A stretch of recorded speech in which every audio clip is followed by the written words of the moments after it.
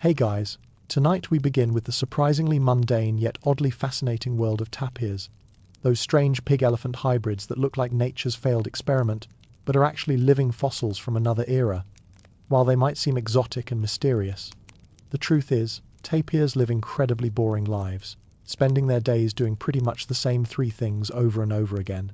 So before you get comfortable, take a moment to like the video and subscribe, but only if you genuinely enjoy what I do here.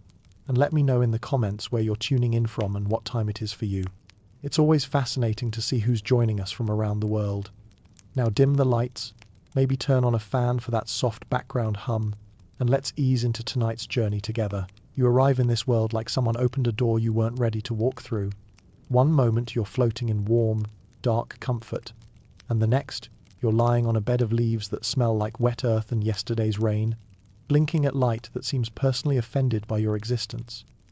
Your mother looks down at you with the expression of someone who's just realized they've signed up for a very long, very unpaid internship. You're striped. Not elegantly striped like a zebra who went to private school, but striped like someone took a brown and white marker to you while you weren't paying attention. The stripes run along your back and sides in what nature apparently considers a masterpiece of camouflage design.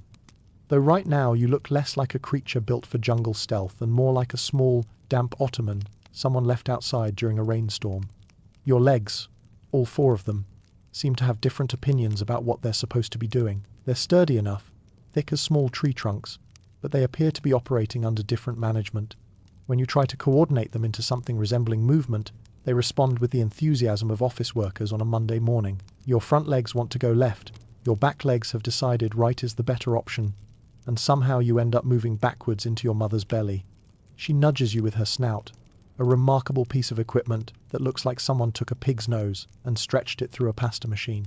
You'll grow one just like it, but for now yours is proportionally smaller and somehow even more ridiculous, like a garden hose someone forgot to finish inflating. When she pushes you with it, you get your first lesson in the family business. Gentle but insistent redirection towards self-reliance. The forest around you hums with the white noise of a million creatures going about their dramatically important business. Birds are having heated discussions in the canopy about territory and romance. Insects are conducting what sounds like a full orchestra tuning up. And somewhere in the distance, a howler monkey is having what can only be described as an existential crisis at maximum volume. None of them seem particularly interested in your arrival, which is probably for the best since you're not exactly ready for visitors. Your mother's parenting philosophy becomes clear within the first few hours. She's not here to coddle. She's here to make sure you don't immediately die. And beyond that, you're going to have to figure out this whole being a tapir thing through trial and what will inevitably be a lot of error. She demonstrates eating by methodically working her way through a selection of leaves, showing you the basics with the patience of someone who's done this before but won't be doing it for you. When you finally manage to get all four legs pointing in roughly the same direction and achieve something that could generously be called standing, the forest seems to pause for a moment. A toucan stops mid-screech. A butterfly hovers as if taking notes, and even the constant rustle of leaves seems to quiet down. You've achieved vertical.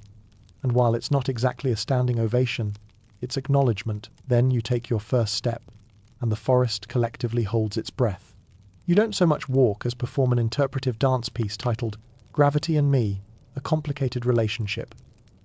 Your legs move in sequence, but it's the kind of sequence you might see in a very avant-garde ballet, where the choreographer was experimenting with new concepts of balance and momentum. You achieve forward motion, which is technically success, but you also achieve a kind of lurching rhythm that suggests you're perpetually on the verge of discovering what happens when unstoppable force meets immovable forest floor. The other creatures begin to lose interest. The toucan resumes its important territorial announcements. The butterfly moves on to more pressing flower-related business, and the leaves go back to their subtle rustling commentary.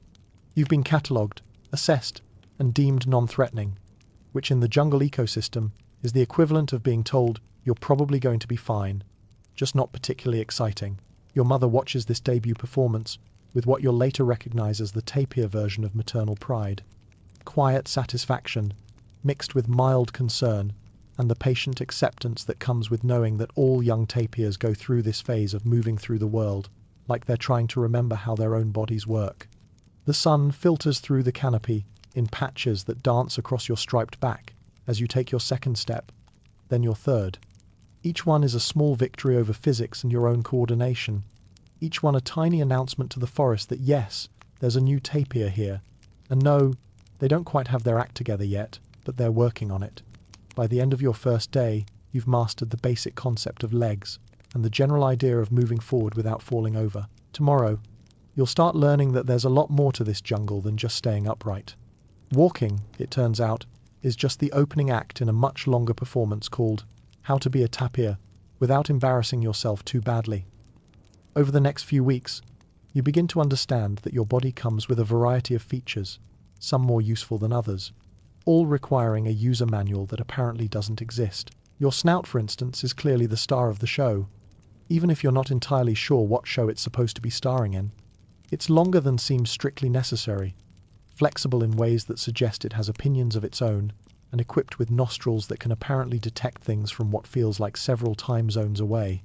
When you first start using it to explore your surroundings, it's like trying to operate a piece of heavy machinery you've never seen before. You sniff at a leaf, misjudge the distance, and end up with your entire snout buried in the forest floor, discovering that dirt tastes exactly like you'd expect dirt to taste, but with more texture and a surprising amount of personality. Your mother demonstrates proper snout technique by delicately plucking leaves from branches with the precision of someone using very expensive kitchen tongs. When you try to replicate this, you grab an entire branch, 3 nearby leaves, a confused spider, and somehow manage to get a twig stuck up one nostril. The spider gives you a look that clearly says, "Really?" before repelling away on what you assume is a very judgmental web. The leaves themselves present their own learning curve. You'd assumed, in your limited newborn wisdom, that food would be obviously food-like, possibly even enjoyable. Instead, you discover that leaves come in approximately 4,000 varieties, most of which taste like someone's seasoned cardboard with disappointment. There are sweet leaves that actually aren't terrible, bitter leaves that make your entire face scrunch up in ways you didn't know were possible, and leaves that seem designed specifically to stick to the roof of your mouth like nature's own cruel joke. Your mother shows no sympathy for your culinary struggles. She systematically works through her daily vegetation like someone checking items off a grocery list, and when you make faces at particularly unpalatable selections, she gives you the tapir equivalent of, "You'll eat it and you'll like it." Except you won't like it and you'll eat it anyway, because the alternative is being hungry, and hunger turns out to be even more unpleasant than bitter leaves with the texture of soggy newspaper. Walking evolves from interpretive falling to something that could charitably be described as purposeful lurching. You develop a rhythm that's uniquely yours, a kind of rolling gait that suggests you're perpetually walking downhill even when you're on perfectly level ground. Other animals begin to recognize your approach from considerable distances, not because you're loud, but because you have a very distinctive way of making the forest floor sound like it's being gently but persistently questioned about its structural integrity. The art of hiding becomes an immediate necessity when you realize that the jungle contains things that view you not as a fellow forest dweller, but as a potential menu item.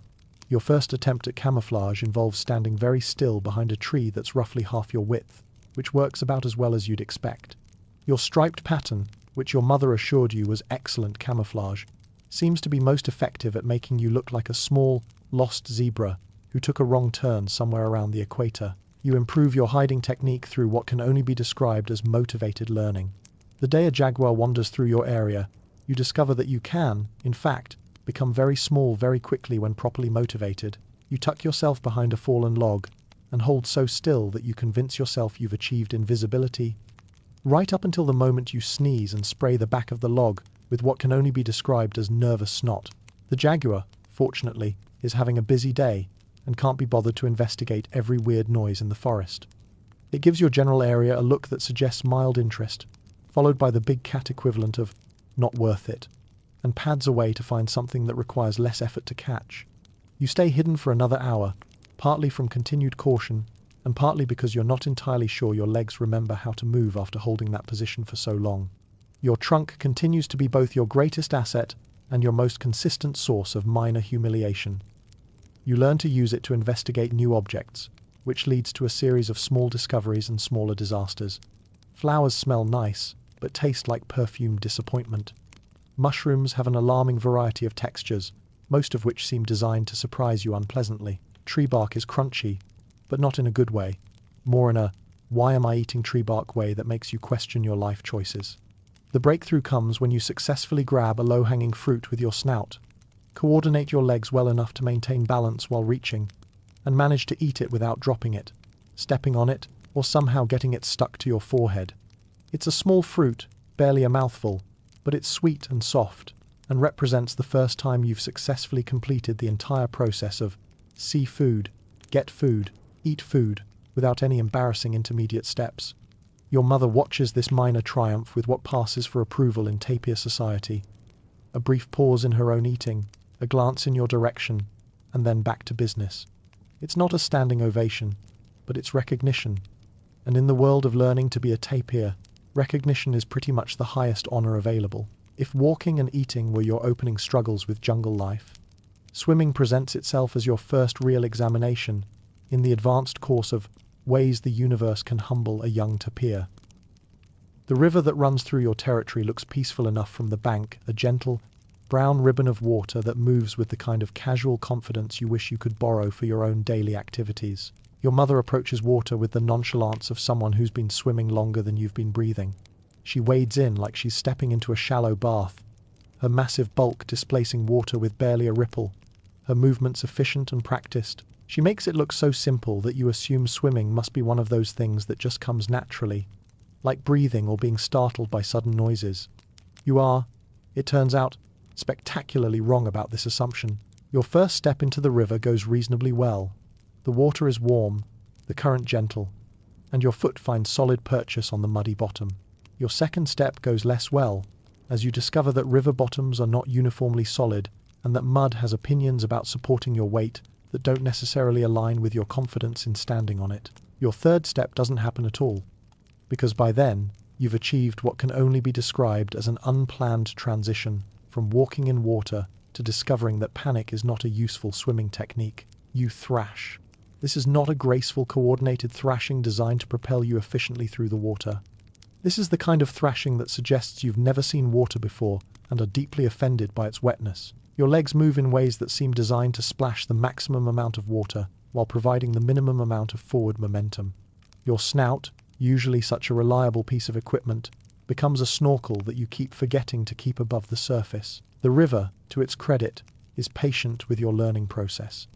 The current is gentle enough that it doesn't immediately sweep you away, and the water is shallow enough that your random flailing occasionally results in your feet touching bottom, giving you brief moments to regroup and prepare for the next round of aquatic confusion. Your mother watches this performance with the expression of someone who's seen this exact same show several times before and knows how it ends. She doesn't rescue you, but she doesn't leave either. She simply waits, chewing thoughtfully on some river plants, while you work through the complex process of figuring out that swimming is less about fighting the water and more about convincing it to cooperate with your travel plans. Eventually, through a combination of blind luck and the exhaustion that comes from extended panic, you manage to coordinate your movements enough to achieve something that could generously be called swimming. You move through the water like someone trying to remember the steps to a dance they learned badly, but you move, and more importantly, you move in the direction you intended to go. The social aspects of jungle life present their own unique challenges. Other baby animals, you quickly discover, seem to have received a different orientation packet than you did. A family of coatis moves through the trees with acrobatic confidence, their young keeping pace with casual ease. Baby monkeys swing through branches like they're auditioning for aerial circus acts, chattering to each other in what sounds like very sophisticated conversation about advanced jumping techniques and the best fruit locations. You watch these displays of coordinated competence with the kind of admiration usually reserved for professional athletes. When a young coati demonstrates a particularly impressive branch-to-branch leap, you attempt to show solidarity by performing your own athletic feat, walking in a straight line for more than 10 steps without veering off course. You make it 8 steps before somehow managing to walk into a tree that you saw coming from a considerable distance. The butterfly incident happens during what was supposed to be a routine morning of eating leaves and working on your balance. A particularly large butterfly, coloured in shades of blue and black that seem designed to catch attention, flutters past at exactly snout level. Your predatory instincts, such as they are, kick in with the kind of enthusiasm usually reserved for much more promising hunting opportunities. You lunge. The butterfly, clearly experienced in dealing with clumsy predators, executes a maneuver that can only be described as graceful disdain and hovers just out of reach. You lunge again, with increased commitment and decreased coordination. The butterfly performs what appears to be the aerial equivalent of a sigh and flutters to a branch about 2 feet away, where it settles and gives you a look that somehow conveys both pity and mild amusement. You stare at each other for a long moment, you with leaves stuck to your snout and mud on your legs. The butterfly with its wings positioned in what can only be described as judgmental perfection. Finally, it flutters away, presumably to tell other butterflies about the sad little tapir who thinks hunting involves falling over enthusiastically in the general direction of prey. The most sobering lesson comes not from your own mishaps, but from the gradual awareness that the forest contains creatures who view you not as a fellow jungle resident, working through some coordination issues, but as potential dinner. Jaguars, it turns out, are real. They are surprisingly quiet for such large cats, and they have absolutely no interest in your personal growth journey. Your first jaguar sighting happens while you're focused on the complex task of eating a particularly challenging leaf, one that requires your full attention to avoid getting the stem stuck in your teeth. You become aware of being watched with the kind of intensity that makes your stripe pattern suddenly seem less like excellent camouflage and more like a "kick me" sign written in a language predators understand fluently. The jaguar is beautiful in the way that things designed to kill you efficiently often are. It's golden and spotted, and moves with the fluid confidence of someone who's never had to worry about coordinating 4 legs or keeping their snout out of the mud. It watches you with professional interest, the way a craftsman might evaluate a piece of raw material. You freeze, partly from instinct, and partly because your legs have temporarily forgotten how to operate. The jaguar tilts its head, considering. You hold your breath, which turns out to be surprisingly difficult when you're convinced you might never breathe again. After what feels like several geological ages but is probably only a few seconds, the jaguar apparently decides you're either not worth the effort or not quite ready for harvesting yet. It turns and pads away with the casual grace of someone who knows they could change their mind at any time. You remain frozen for another 10 minutes, partly from lingering terror and partly from a newfound appreciation for just how much danger comes standard with jungle living. When you finally convince your legs to start working again, you make your way back toward your mother with a significantly increased awareness of why she always seems to be listening to things you can't hear and watching for movement in places you hadn't thought to look.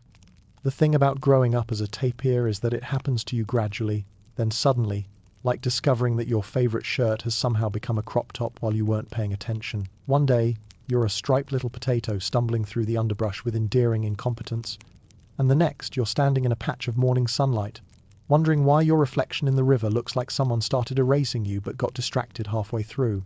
Your stripes, once bold and clear as highway markers, begin their slow fade into what can only be described as suggestions. They don't disappear all at once, that would be too straightforward, too decisive for a tapir transition. Instead, they fade like old photographs left too long in sunlight, starting at the edges and working their way inward until you look less like a zebra's distant cousin and more like a brown animal that someone spilled bleach on in very specific, gradually disappearing patterns. The fading happens over months, which gives you plenty of time to become self-conscious about it. You catch glimpses of yourself in still water and think, well, that's a choice. Your reflection looks back at you with the expression of someone who's committed to a haircut that seemed like a good idea at the time, but is now having serious second thoughts. The stripes that remain seem almost apologetic, like they're trying to explain that they're doing their best under difficult circumstances. Other young animals seem to transition into their adult appearances with considerably more dignity. Young jaguars keep their spots and simply get more intimidating. Baby birds molt into adult plumage with the drama and finality of a costume change.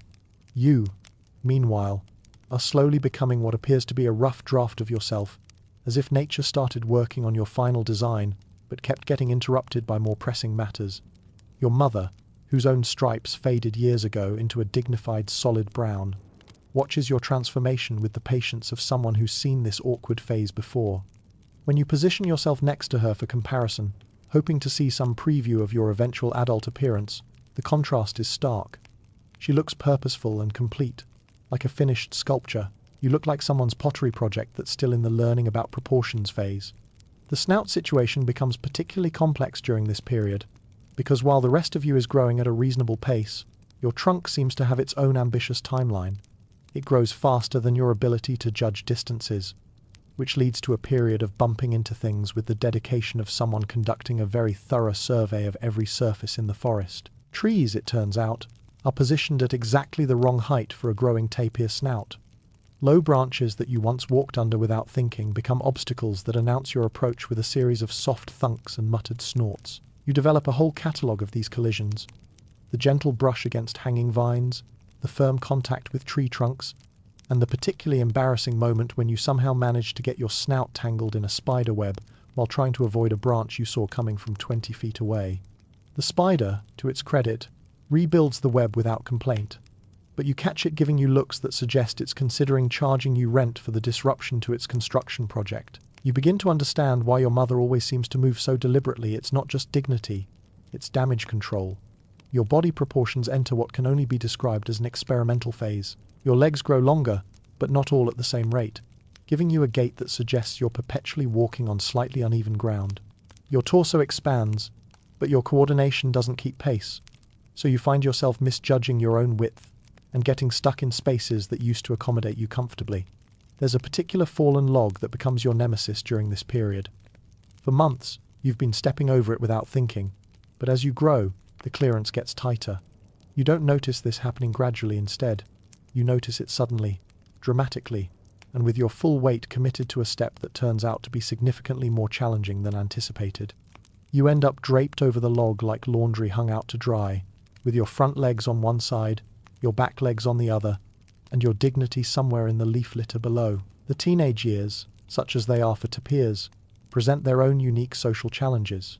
You're too big to be automatically cute anymore when you fumble through basic tasks. Now, other animals respond with mild irritation rather than indulgent amusement. The tolerance that came with being obviously young and helpless evaporates gradually, replaced by the expectation that you should probably have figured out how to walk in a straight line by now. But you're also too small to be intimidating, which places you in the awkward social category of trying your best but not quite there yet. Adult tapirs regard you with the kind of polite disinterest usually reserved for distant relatives at family gatherings.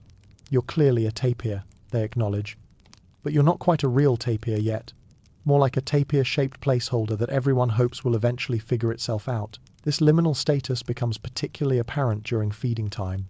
The best browsing spots, the ones with tender leaves and sweet fruits, operate under an unspoken hierarchy that you're only beginning to understand. Adult tapirs move through these areas with confident purpose, claiming the choicest vegetation with the casual authority of someone who knows their place in the social order. You lurk at the edges, waiting for your turn, which often comes after the premium selections have been thoroughly picked over. It's during this period that you develop what will become your signature survival strategy. Standing very still and hoping problems resolve themselves without requiring your active participation. This technique emerges not from any particular wisdom or strategic thinking, but from the simple observation that many of life's complications seem to lose interest in you if you can avoid drawing attention to yourself for long enough. The strategy gets its first real test when a particularly large and ill-tempered peccary decides that the patch of ground you're occupying would be perfect for his own foraging activities. Peccaries, you've learned, have strong opinions about personal space and the confidence to enforce those opinions with impressive dental displays. This particular individual approaches with the purposeful stride of someone who's never had to negotiate for anything in his life. Your options, as you see them, are limited. You can run, which will definitely attract attention and might trigger a chase. You're not equipped to win. You can argue, which seems inadvisable given the peccary's obvious advantages in both size and aggression. Or you can stand very, very still and see if the situation resolves itself through benign neglect. You choose the third option, freezing in place with the commitment of someone who's decided that movement is overrated anyway. The peccary approaches, snorts disapprovingly at your presence, and then apparently decides that removing you would require more effort than the patch of ground is worth. He wanders off to find easier territorial victories, leaving you standing motionless among the ferns like a very relieved statue. The success of this strategy is both encouraging and slightly concerning. Encouraging because you've discovered something you're actually good at, being sufficiently unremarkable that problems lose interest in you. Concerning because hoping things go away is perhaps not the most proactive approach to life in the jungle. but it works often enough that you begin to incorporate it into your general approach to challenging situations. Your relationship with your own body becomes a daily negotiation during this growth period. Every morning brings small surprises, limbs that are slightly longer than they were yesterday, a snout that reaches things it couldn't reach last week, a center of gravity that's shifted just enough to make your tried and true walking rhythm feel suddenly unfamiliar. You adapt by becoming more deliberate in your movements, not out of any particular grace or coordination, but out of the practical necessity of not falling over every time you try to turn around. Your new approach to navigation involves a lot more stopping and considering, a lot more careful placement of feet, and a lot more general wariness about the structural integrity of your own locomotion. This deliberateness, combined with your growing size, begins to give you an air of thoughtful maturity that's not entirely accurate, but serves you well in social interactions. Other animals begin to regard you as a junior adult rather than an oversized juvenile, which comes with both increased respect and increased expectations for basic competence. The expectations part proves challenging, because while you may look more mature, your actual skill level is still very much in the trying your best category. When a group of coatis invites you to join their foraging expedition, presumably because you now look like you might know what you're doing, you discover that looking competent and being competent are two entirely different things. The coatis move through the trees with fluid efficiency, communicating in quick chirps and moving from branch to branch like they're following a highway system invisible to everyone else.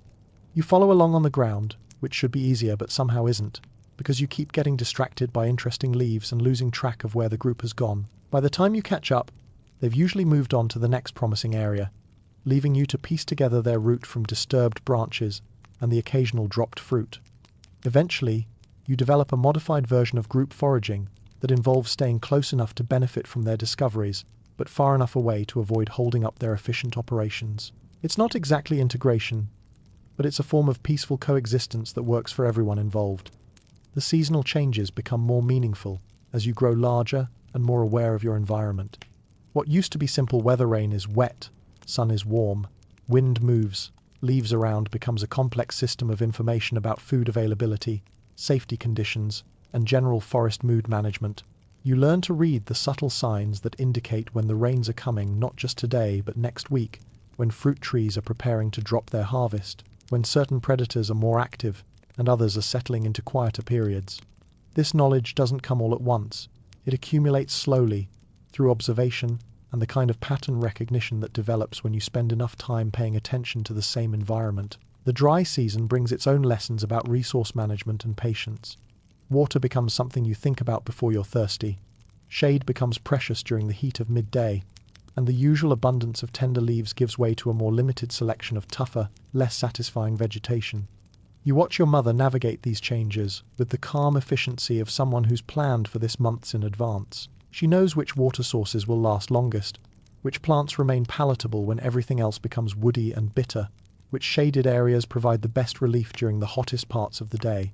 You follow her lead, slowly building your own mental map of seasonal survival strategies. During the wettest part of the rainy season, when the forest floor becomes a complex network of streams and muddy pools, you discover unexpected advantages to your increasing size. Water that used to be challenging to cross becomes manageable when your legs are longer, and your body mass gives you more stability against the current. You're still not what anyone would call graceful in water, but you're no longer actively fighting it either. This growing confidence in your physical abilities leads to what your mother will later refer to as your experimental phase, a period when you test the limits of what your larger, stronger body can do. Most of these experiments involve variations on "can I reach that?" and "what happens if I try to?" The results are mixed but educational. You discover, for instance, that you can now reach fruit that was previously too high for you, but that reaching higher fruit requires better balance than you currently possess. Your first attempt at stretching up for a particularly tempting mango results in you achieving impressive height, while simultaneously losing all connection with the concept of remaining upright. You come down in a heap of displaced leaves and damaged dignity, but with the mango, which turns out to be worth the temporary embarrassment. The experience teaches you about risk assessment and the importance of considering all possible outcomes before committing to ambitious reaching projects. You develop a more systematic approach to high fruit acquisition that involves careful positioning, multiple backup plans, and a healthy respect for the relationship between ambition and physics. Your first encounter with a territorial adult tapir who is genuinely unimpressed by your existence happens on a Tuesday morning that starts out feeling routine and ends with you having a much clearer understanding of your place in the tapir, larger tapir social hierarchy. You're working your way through a promising patch of vegetation, methodically sampling leaves and making mental notes about which ones are worth returning for, when you become aware of being watched with the kind of intensity that makes your skin feel too tight. The adult tapir observing you is everything you hope to become someday and everything you currently are not. He's massive in a way that suggests he's never had to worry about whether he could reach something, or whether something might be too heavy for him to move. His brown coat has the kind of depth and richness that speaks of years spent perfecting the art of being a tapir, and his snout moves with the precision of specialized equipment operated by an expert. More importantly, he's positioned himself between you and the patch of particularly sweet leaves you've been working toward for the past 10 minutes. His message is clear without being explicitly stated. This is his territory, you are a visitor here, and your visiting privileges are currently under review. You freeze. Not out of strategy this time, but out of genuine uncertainty about what protocol applies to this situation. Your mother never covered the specifics of territorial negotiations with strange adults, possibly because she assumed you'd have the sense to avoid them until you were better equipped for these kinds of interactions. The standoff stretches out with the kind of tension that makes every forest sound seem unnaturally loud. Birds continue their conversations in the canopy, insects carry on with their important buzzing business, and somewhere in the distance a howler monkey provides what sounds like unnecessary commentary on the situation, but all of it seems to happen around the bubble of focused attention between you and the other tapir. He takes a step forward, not aggressively but with the kind of casual confidence that indicates he's never had to worry about whether he could back up his territorial claims. You take a step back, partly from instinct, and partly because moving backward seems less likely to escalate things than any of the other directional options available to you. This apparently satisfies him for the moment, because he turns his attention back to the leaves, methodically stripping the best selections from the nearby branches, with the efficiency of someone who's done this many times before and knows exactly what he's looking for. You watch this performance from what feels like a safe distance, noting his technique and trying to learn something useful from the demonstration. After he's claimed the premium vegetation and moved on to other important territorial business, you approach the area cautiously, finding that he's left behind a selection of perfectly edible but clearly second-tier leaves. It's not the feast you'd hoped for, but it's a meal, and more importantly, it's a lesson in the economics of forest social structure that you file away for future reference. The foraging education continues through a series of increasingly sophisticated mistakes that teach you more about plant identification than you'd expected to learn so early in your development. The problem with being an adolescent tapir is that you're large enough to reach a much wider variety of vegetation, but your judgment about what's actually safe to eat hasn't kept pace with your increased browsing range. This leads to what you'll later think of as the Great Digestive Rebellion, a period of several days when your stomach stages increasingly dramatic protests against your experimental approach to diet expansion. It starts with a batch of berries that look identical to ones you've eaten before, but turn out to have a significantly different effect on your digestive system. The difference becomes apparent about an hour after consumption, when your stomach begins making sounds like distant thunder mixed with mechanical complaints. The next few hours involve a lot of standing very still and hoping that whatever's happening inside you resolves itself without requiring any dramatic interventions on your part. Your mother watches your discomfort with the expression of someone who's seen this exact same learning experience before and knows that the best cure for dietary overconfidence is usually just time and the natural consequences of poor decision-making. You spend the rest of the day discovering muscles you didn't know you had, all of them apparently designed to cramp simultaneously when you eat the wrong berries. The experience is educational in the way that touching hot things is educational, immediate, memorable, and unlikely to require repetition for the lesson to stick. This sets off a period of more careful attention to plant selection, which ironically leads to more mistakes as you become overly cautious about some things and not cautious enough about others. You avoid anything that looks remotely similar to the problematic berries. But this means you also avoid several perfectly good food sources that happen to share certain visual characteristics with your previous mistake.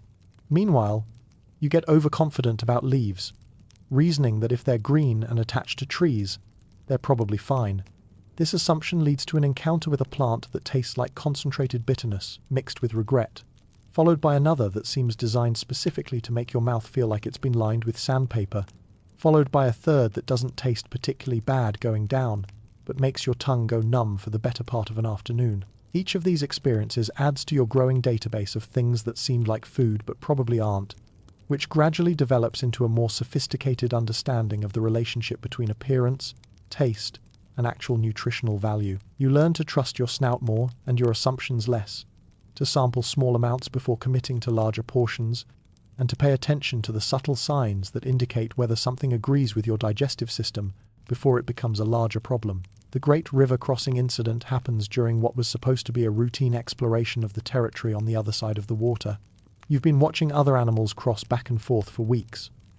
Noting that it seems straightforward enough, you get in on one side, you paddle across, you get out on the other side. The mechanics appear simple, and your swimming has improved considerably since your early panic paddling days. What you fail to account for is the difference between crossing a river during the dry season, when the water is low and the current gentle, and crossing it during the early part of the rainy season, when the water is higher, faster, and full of debris from upstream storms. You also fail to account for the way that confidence can sometimes substitute for judgment in ways that seem reasonable, right up until they prove not to be. The crossing starts well enough. You wade in with the purposeful stride of someone who's done this before, even though you haven't, and for the first few yards everything goes according to plan. The water is deeper than you're used to, but not alarmingly so, and the current is stronger but still manageable. The problems begin when you reach what would normally be the halfway point and discover that the river has expanded significantly since your last detailed observation. What looked like a straightforward paddle across familiar territory turns out to be a much longer journey through water that's moving faster than you anticipated and carrying considerably more in the way of floating obstacles than seems strictly necessary. A large branch sweeps past you with enough force to remind you that the river is not particularly interested in your travel plans, followed by what appears to be most of a small tree, followed by a collection of smaller debris that includes things you can identify and things you prefer not to think about too closely.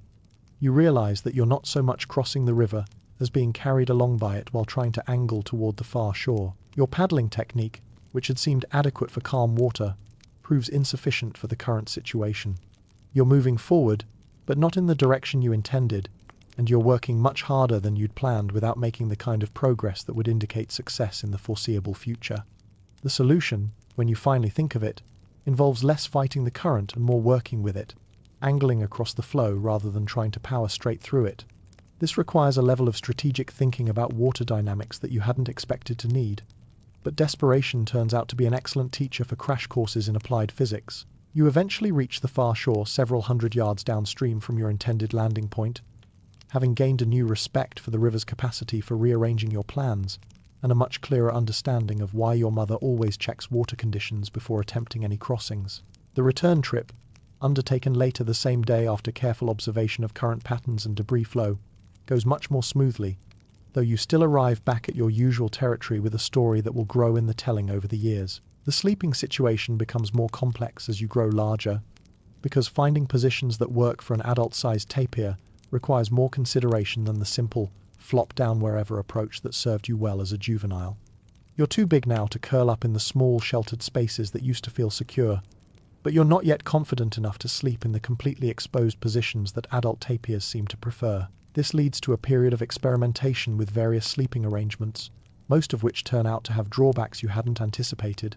Sleeping against large trees provides good back support, but makes you vulnerable from other angles. Sleeping in dense undergrowth offers concealment, but limits your ability to hear approaching problems. Sleeping near water sources is convenient, but tends to be popular with other animals who have strong opinions about sharing space. You eventually discover the advantages of sleeping standing up, though this skill develops more out of exhaustion than intention. It starts during a particularly tiring day when you pause to rest against a tree and simply don't have the energy to complete the process of lying down. You doze off upright, supported by the trunk, and wake up several hours later surprised to discover that this position actually worked reasonably well. Standing sleep, it turns out, offers several advantages for a young tapir still learning about threat assessment and escape planning. You can wake up already in position to move quickly if necessary.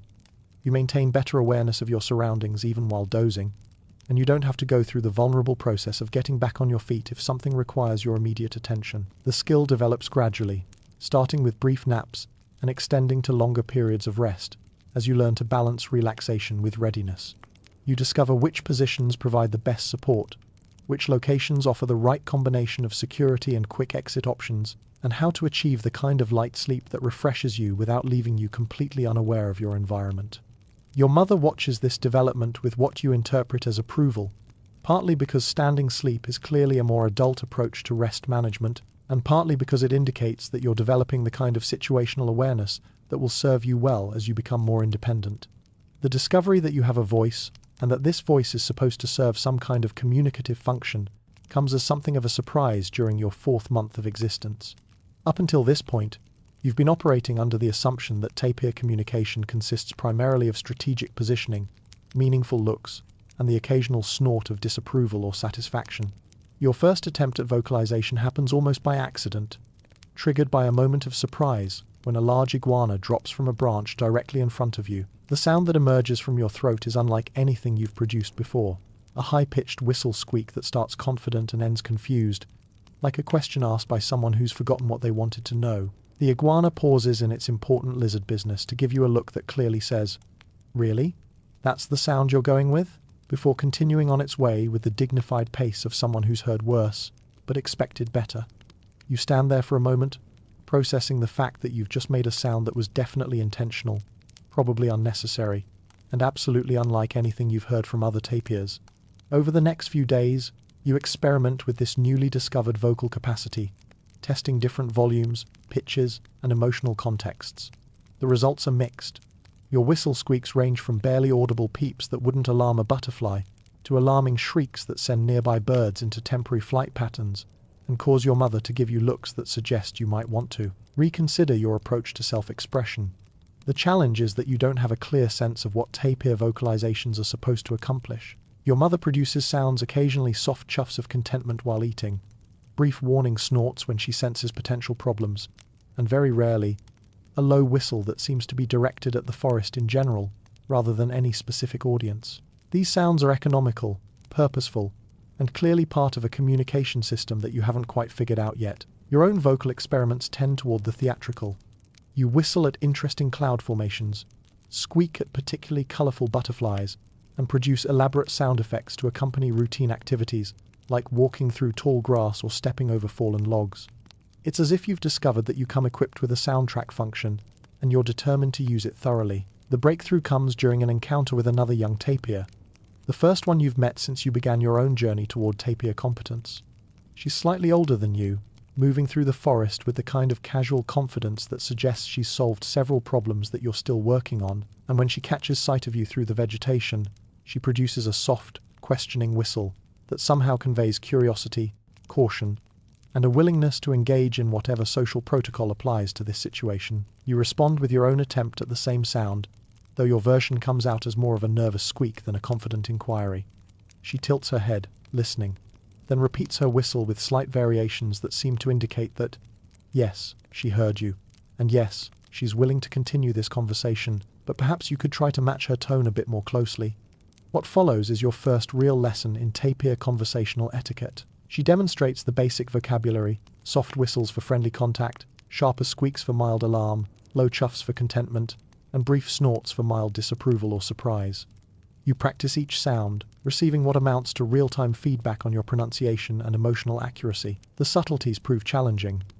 A whistle that's slightly too high reads as anxiety rather than greeting. A chuff that's too loud comes across as aggressive rather than satisfied. The timing matters too. Sounds that would be perfectly appropriate in one context become awkward or confusing when deployed at the wrong moment in the conversation. After an hour of this vocal education, you part ways with something that could generously be called a basic understanding of tapir communication protocols. You're not fluent, but you're no longer completely lost, and you have a much better appreciation for why your mother's sounds always seem so precisely calibrated to their intended purpose. This encounter also introduces you to the complex social dynamics that govern interactions between tapirs who aren't family members. Unlike the clear hierarchy you've observed between adults and juveniles, or the straightforward territorial claims of established adults, relationships between young tapirs operate under more flexible and negotiable rules.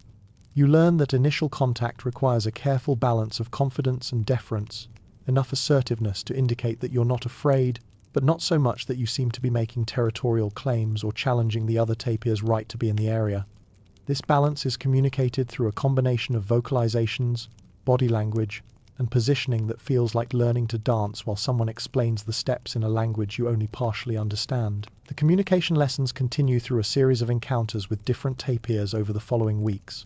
Each interaction adds to your understanding of the social protocols that govern tapir relationships, and gradually you begin to develop your own personal communication style within the accepted parameters of tapir etiquette. You discover that you have a tendency towards slightly more elaborate vocalizations than strictly necessary, a preference for sounds that have a bit of extra character, a bit more personality than the minimal efficient communications favored by most adult tapirs.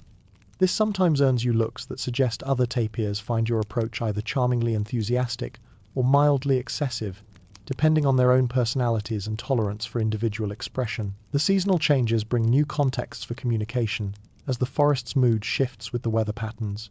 During the dry season, when resources are more limited and competition more intense, tapir conversations tend toward the brief and functional quick exchanges of information about food sources, water availability, and territorial boundaries.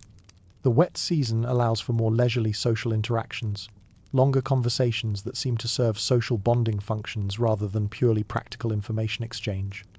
It's during these more relaxed periods that you begin to understand the role of communication in maintaining the loose social networks that connect tapirs across the larger forest community. You learn to read the forest's own communication systems, the way bird calls change when predators are active, how the general noise level shifts with weather patterns, the subtle signs that indicate when other large animals are moving through the area. This environmental awareness becomes integrated with your understanding of tapir social signals, creating a more comprehensive picture of who's doing what, where, and when in your shared territory. The realization that you're actually quite good at being invisible when you want to be comes as something of a surprise during a visit from a family of tourists who somehow managed to walk within 15 feet of where you're standing without noticing your presence. You're not actively hiding, you're simply standing still next to a large tree, doing nothing more dramatic than existing quietly in your usual space. The tourists move past with cameras and animated conversation about their hopes of spotting wildlife, completely unaware that they're passing directly by an excellent example of exactly what they're looking for. You watch them continue down the trail, discussing the best techniques for animal observation, while you remain perfectly visible and perfectly overlooked in plain sight. This experience gives you a new appreciation for your natural camouflage abilities and a better understanding of how your tendency towards stillness and quiet observation actually serves you well in a forest full of creatures who are either trying to avoid notice or trying to notice others who are trying to avoid notice. You begin to cultivate this invisibility as a deliberate skill, learning to position yourself in ways that take advantage of natural camouflage, to move with the kind of deliberate quiet that doesn't trigger the alarm responses of other animals, and to read situations well enough to know when being unseen is the best strategy for achieving whatever goal you're currently pursuing.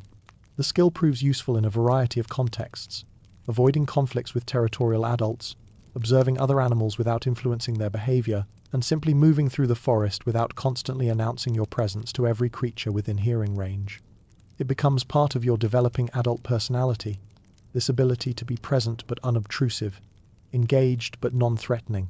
Your mother watches this development with what you interpret as satisfaction, partly because it indicates that you're learning to navigate the forest's social complexities with increasing sophistication, and partly because it suggests that you're developing the kind of judgment and self-control that will serve you well as you eventually establish your own independent life in the larger tapir community. The seasonal rhythms become more meaningful as you develop better sensitivity to the forest's changing moods and needs.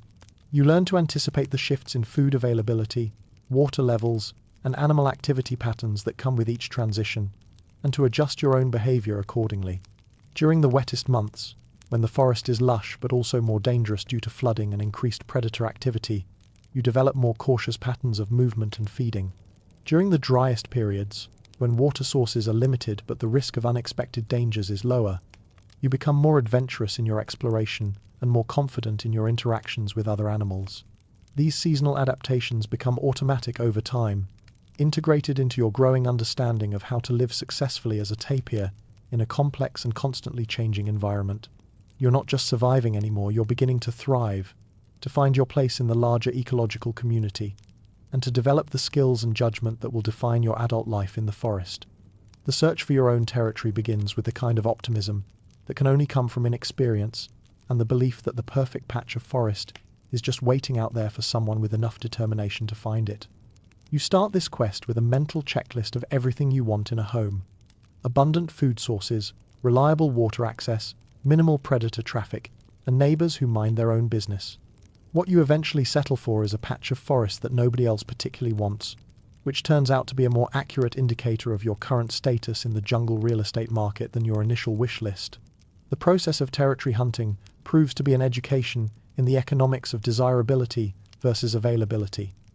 The really prime locations, those scenic spots with diverse vegetation, crystal clear streams, and natural shelter are already occupied by tapirs, who secured them years ago and have absolutely no intention of relocating to accommodate your housing needs. These established residents regard your exploratory visits with the polite but firm interest of homeowners, watching someone case their neighborhood, making it clear through strategic positioning and meaningful looks that viewing time is limited and moving along would be appreciated. You learn to read the subtle signs that indicate whether a piece of territory is genuinely available or just temporarily unoccupied.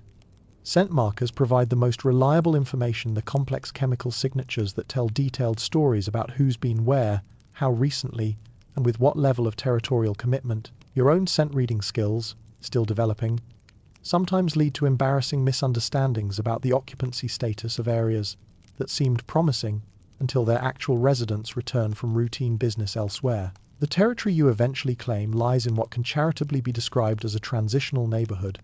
It's not the worst location in the forest, but it's clearly not the first choice of tapirs with better options. The terrain is slightly more challenging than ideal, with a tendency toward muddiness during wet weather and dustiness during dry spells. The vegetation is adequate rather than abundant, requiring more strategic foraging than the premium locations where food practically presents itself for harvesting. What recommends your eventual territory is its availability and its peculiar combination of features that somehow add up to more than their individual shortcomings. There's a small creek that runs year-round, even if it's not the most scenic water source in the forest.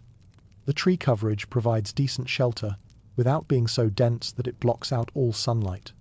Most importantly, it's positioned in a way that offers multiple exit routes, which appeals to your growing appreciation for having backup plans in case situations require rapid relocation. The boundaries of your territory establish themselves gradually through a process of exploration, scent marking, and the kind of patient boundary negotiation that comes naturally to creatures who prefer to avoid dramatic confrontations.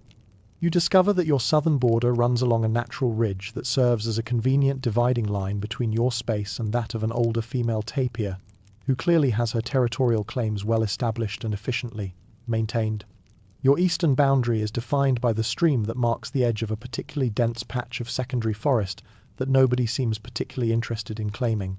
The vegetation there is too thick for comfortable movement and too young to provide reliable food sources, making it function as a natural buffer zone that requires minimal active defense. To the west, your territory butts up against what appears to be a communal area used by various animals for water access and social interactions. This proves to be both an advantage and a complication, convenient for meeting other tapirs and staying current on forest social dynamics, but requiring more vigilant boundary maintenance to prevent casual visitors from becoming permanent residents. The northern edge of your territory includes your first experience with the complex politics of jungle real estate, as it overlaps slightly with the ranging area of a young male tapir who established his own territory around the same time you were searching for yours. This situation requires ongoing diplomatic management, a series of negotiations conducted through strategic positioning, careful timing of foraging activities, and the kind of respectful distance that allows both of you to use the disputed area without forcing a territorial showdown that neither of you is particularly eager to have. Your neighbors provide their own unique challenges to peaceful territory management. The family of toucans, who live in the large cecropia tree at the center of your domain, operate under the apparent belief that every thought they have should be shared immediately with the entire forest community. Their conversations begin before dawn with detailed discussions of the night's events, continue through the day with running commentary on weather conditions, food discoveries, and social observations, and conclude well after sunset with what sounds like comprehensive reviews of the day's activities. The toucans mean no harm, but their enthusiasm for communication means that your territory comes with a constant soundtrack of bird-generated information that you neither requested nor particularly need. They announce the arrival of every visitor, comment on changes in weather patterns, and provide what amounts to a live narration of your own daily activities that somehow manages to make your quiet routine sound more eventful than it actually is. The sloth, who has established residence in a tree near your favorite mud wallow, presents a different kind of neighborly challenge. Where the toucans are aggressively social, the sloth operates at a pace that makes your own deliberate approach to life look frantic by comparison. Watching him move from branch to branch is like watching a demonstration of how motion might work if gravity were optional and time moved at half speed. The sloth's presence provides an interesting benchmark for measuring your own activity levels. On days when you feel particularly energetic and efficient, you can look over at your sloth neighbor and feel validated in your productivity. On days when you're moving slowly and taking frequent rest breaks, the sloth serves as a reminder that there are approaches to daily life that make your own pace look practically aerobic. Marking your territory requires developing a sophisticated understanding of the chemical communication systems that govern tapir society. Your scent marking activities begin awkwardly, with the kind of obvious enthusiasm that announces inexperience to anyone familiar with proper territorial maintenance protocols. You overmark some areas and undermark others, creating a pattern of boundary indicators that probably confuses other tapirs more than it informs them. Your mother, during her occasional visits to check on your progress, observes your early territorial marking efforts, with the expression of someone watching a student driver navigate a parking lot, concerned but hopeful, ready to intervene if necessary, but preferring to let you learn through experience. Her subtle corrections to your marking strategy help you develop a more effective approach that achieves the necessary communication goals without broadcasting your inexperience quite so obviously. The process of establishing effective scent markers involves more strategy than you'd initially anticipated. Different locations require different approaches. Areas with high animal traffic need more frequent, refreshing of scent marks, while remote parts of your territory can maintain their chemical boundaries with less intensive maintenance. Learning to read the effectiveness of your own marks and to adjust your maintenance schedule accordingly becomes part of the ongoing education in territorial management. Weather conditions affect the longevity and intensity of scent markers in ways that require seasonal adjustments to your marking routine. Rain washes away chemical signals faster, requiring more frequent maintenance during wet periods. Dry weather preserves scent marks longer, but can also concentrate them in ways that might come across as overly aggressive to neighboring tapirs. The social aspects of territorial establishment prove more complex than simply claiming space and marking boundaries. Your territory becomes part of a larger network of overlapping ranges and shared resources that requires ongoing diplomatic management. Other tapirs need to pass through your area to reach water sources or seasonal food supplies, and accommodating these transit needs while maintaining your own territorial claims requires the kind of flexible boundary management that comes with experience. You develop relationships with your territorial neighbors that are based on mutual respect and practical cooperation rather than close friendship. The older female to your south provides occasional guidance on seasonal foraging strategies, while the young male to your north becomes a reliable source of information about changes in the larger forest community. These relationships operate under unspoken protocols of reciprocal assistance and territorial respect that help maintain stability in your corner of the forest ecosystem. The development of daily routines happens gradually, the way all good habits form, through repetition, refinement, and the kind of practical experimentation that eventually settles into patterns that work well enough to become automatic. Your days begin to follow a rhythm that balances the practical necessities of survival with the kind of structured predictability that makes life feel manageable rather than chaotic. Morning arrives in your territory with the reliable enthusiasm of the toucan family, whose dawn discussions serve as a natural alarm clock that ensures you're never in danger of oversleeping. You wake up slowly, taking time to assess the general atmospheric conditions, listen for any unusual sounds that might indicate overnight changes in your environment, and gradually transition from the standing sleep position that's become your preferred overnight arrangement back to full awareness and mobility. The first order of business involves a systematic survey of your immediate surroundings, a security check that's become automatic through months of practice.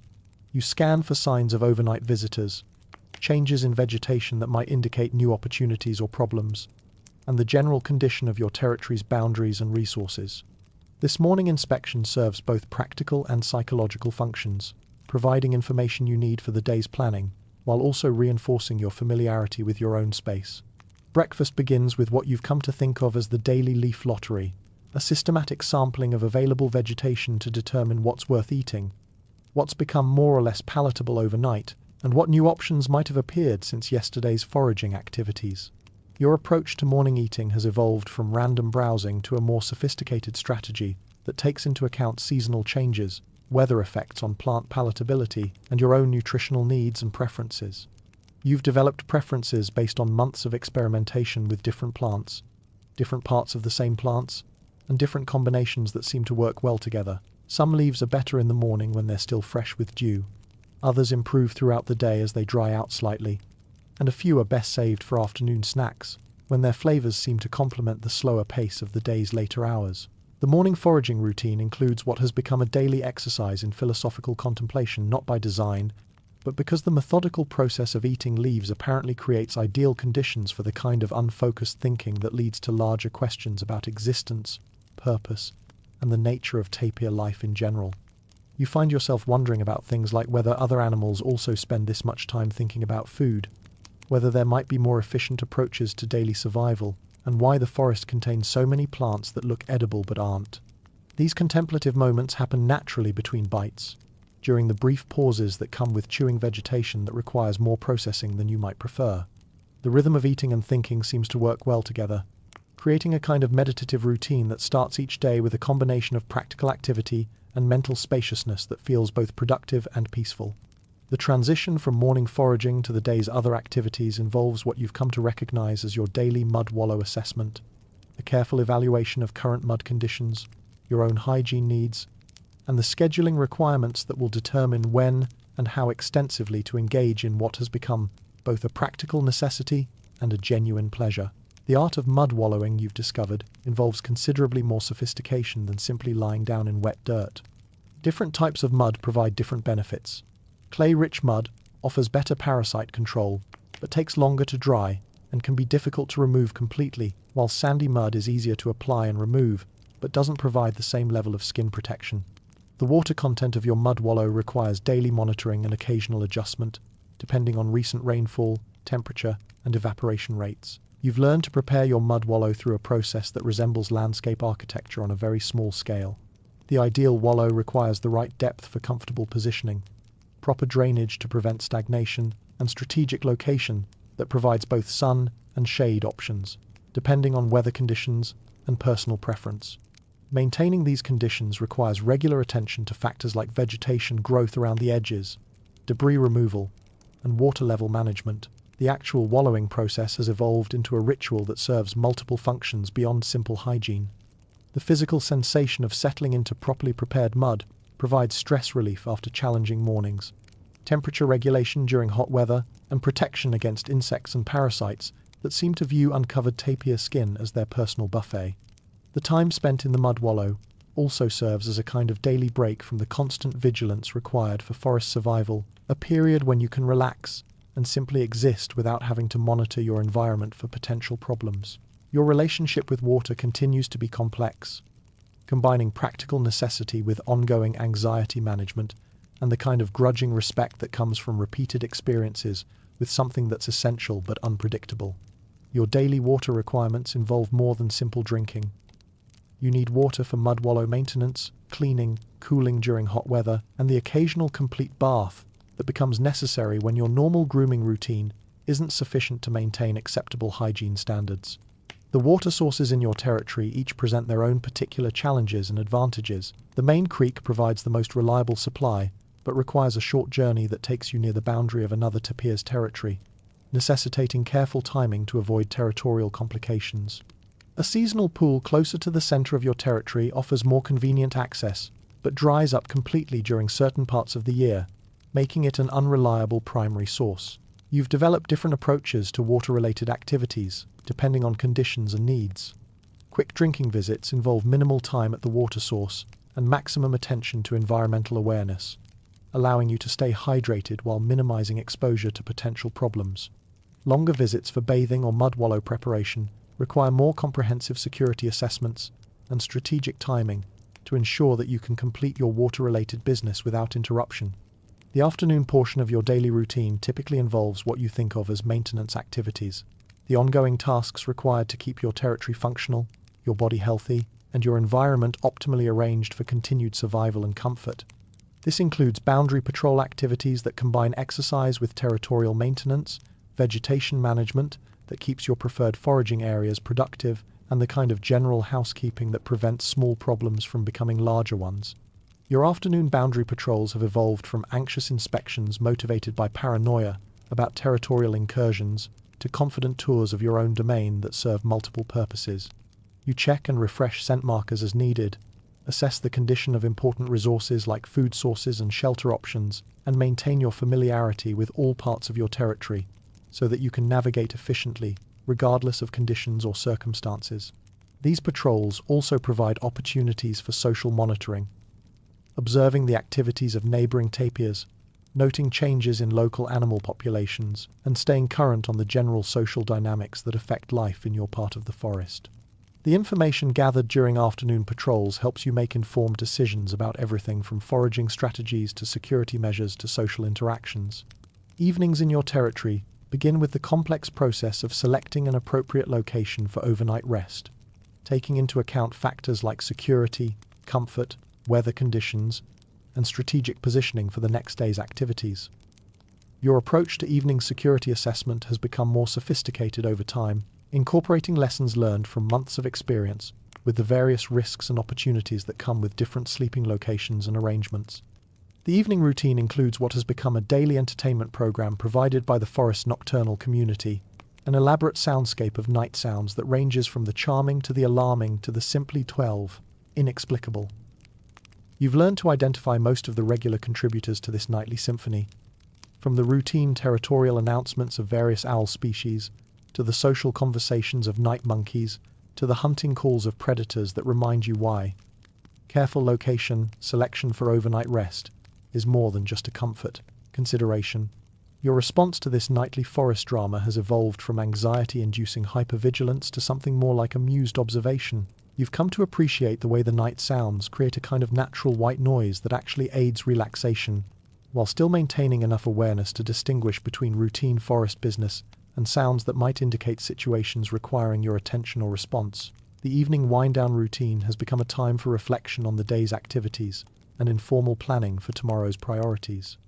This isn't structured thinking so much as the kind of mental processing that happens naturally during quiet periods, when you have time to consider what worked well, what could be improved, and what adjustments might make the next day more efficient or enjoyable.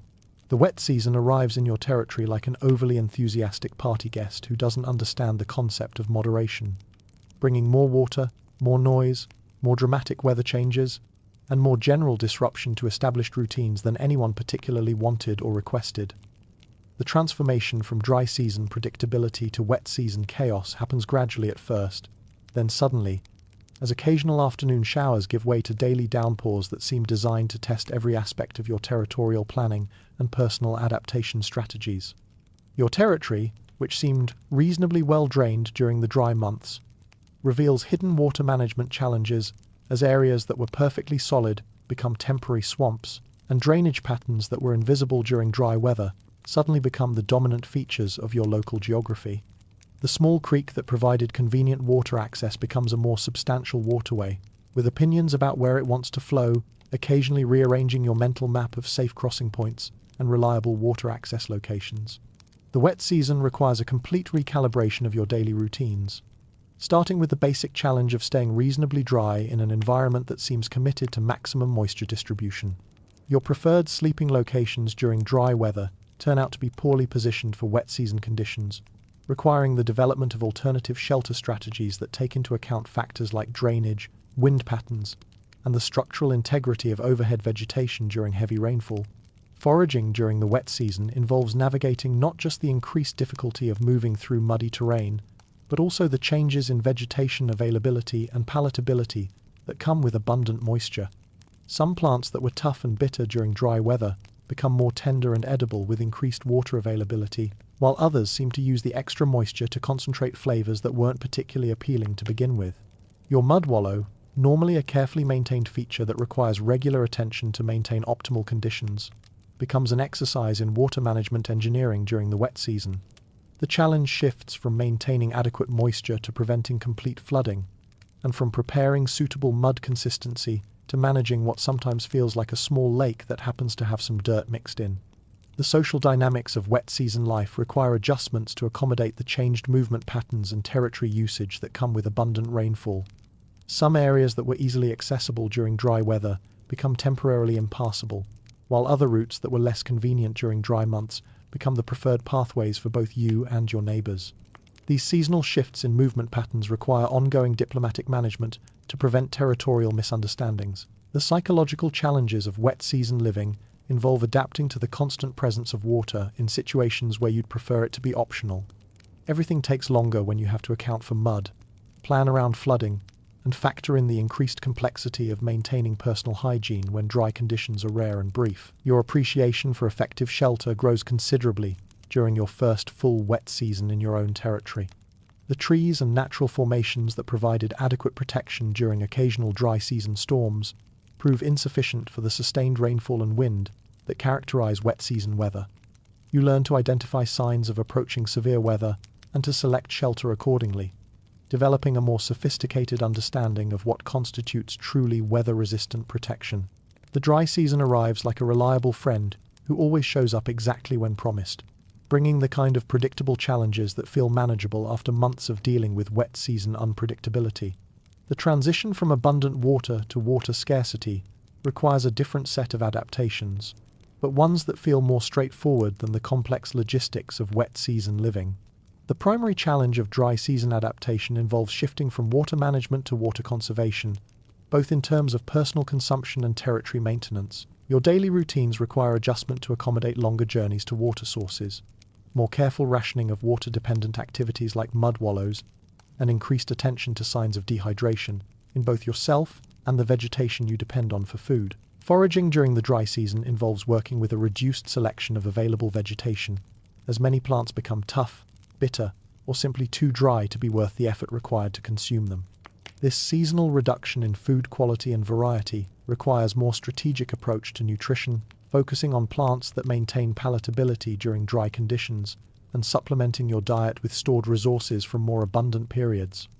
The dry season brings its own social benefits, as reduced water availability creates natural gathering points where animals congregate around reliable water sources. These seasonal social hubs provide opportunities for interaction with other tapirs and information exchange about resource locations, territorial changes, and general forest community news. Your mud wallow requires different management strategies during dry weather, focusing on conservation of existing moisture and protection of the wallow's structural integrity against the effects of reduced water availability.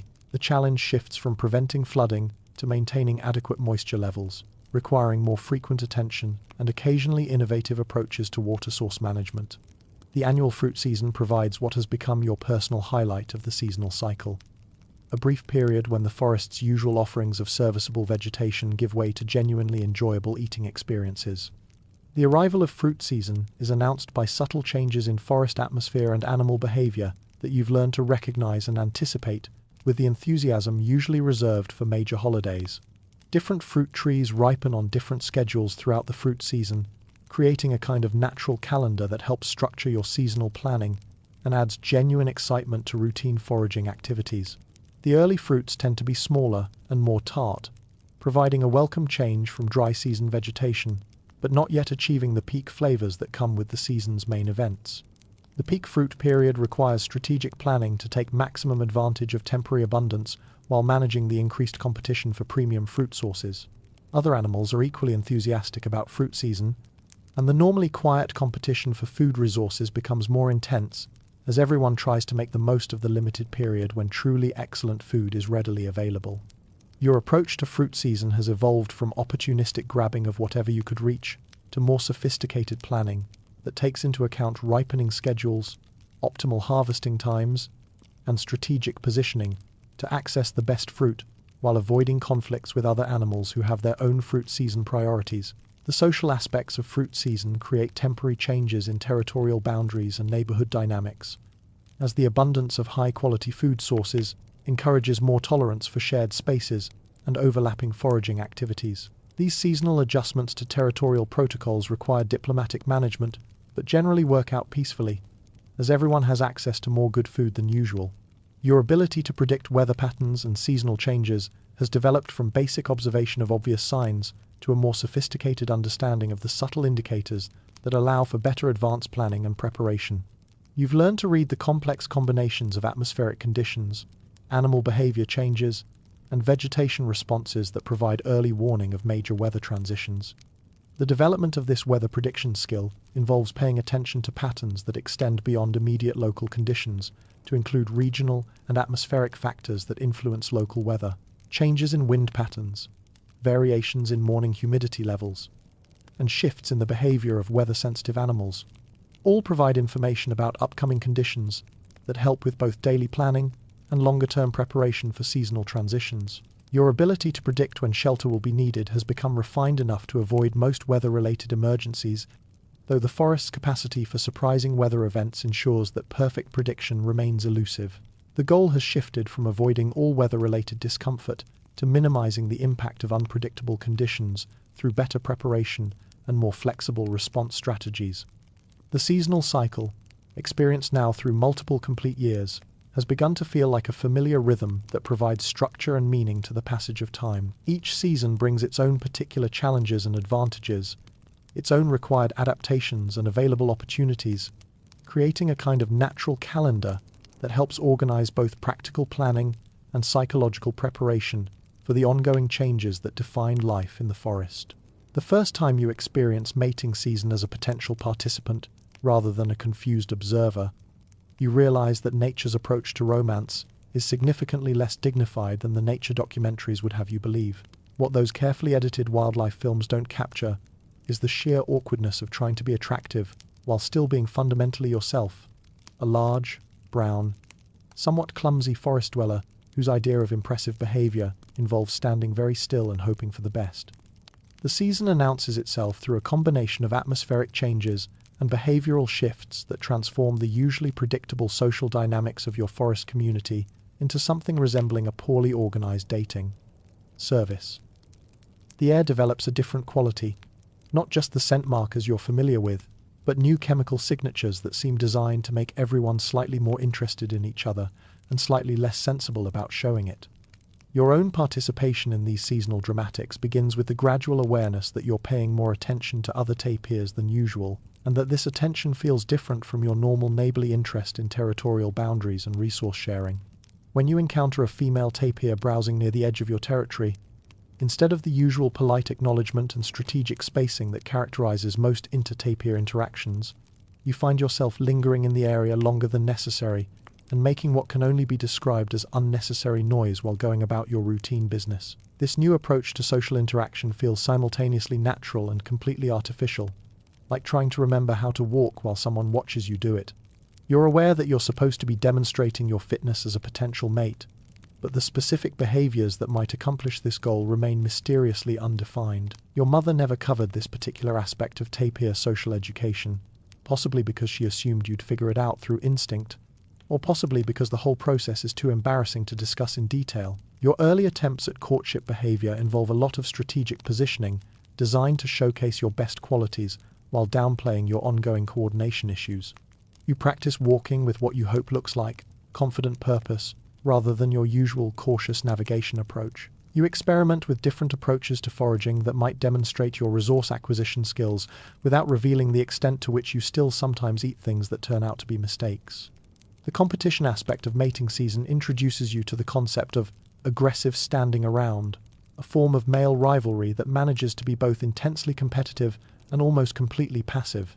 When another male tapir shows interest in the same female you've been awkwardly courting, the resulting conflict plays out through a series of strategic positioning, meaningful looks, and the kind of territorial posturing that suggests violence, while carefully avoiding any actual physical confrontation.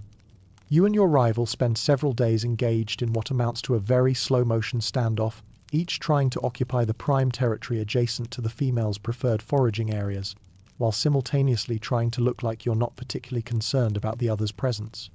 The competition involves a lot of parallel browsing, both of you eating leaves in the same general area, while maintaining careful distances and occasionally making eye contact that clearly communicates mutual awareness and mild disapproval.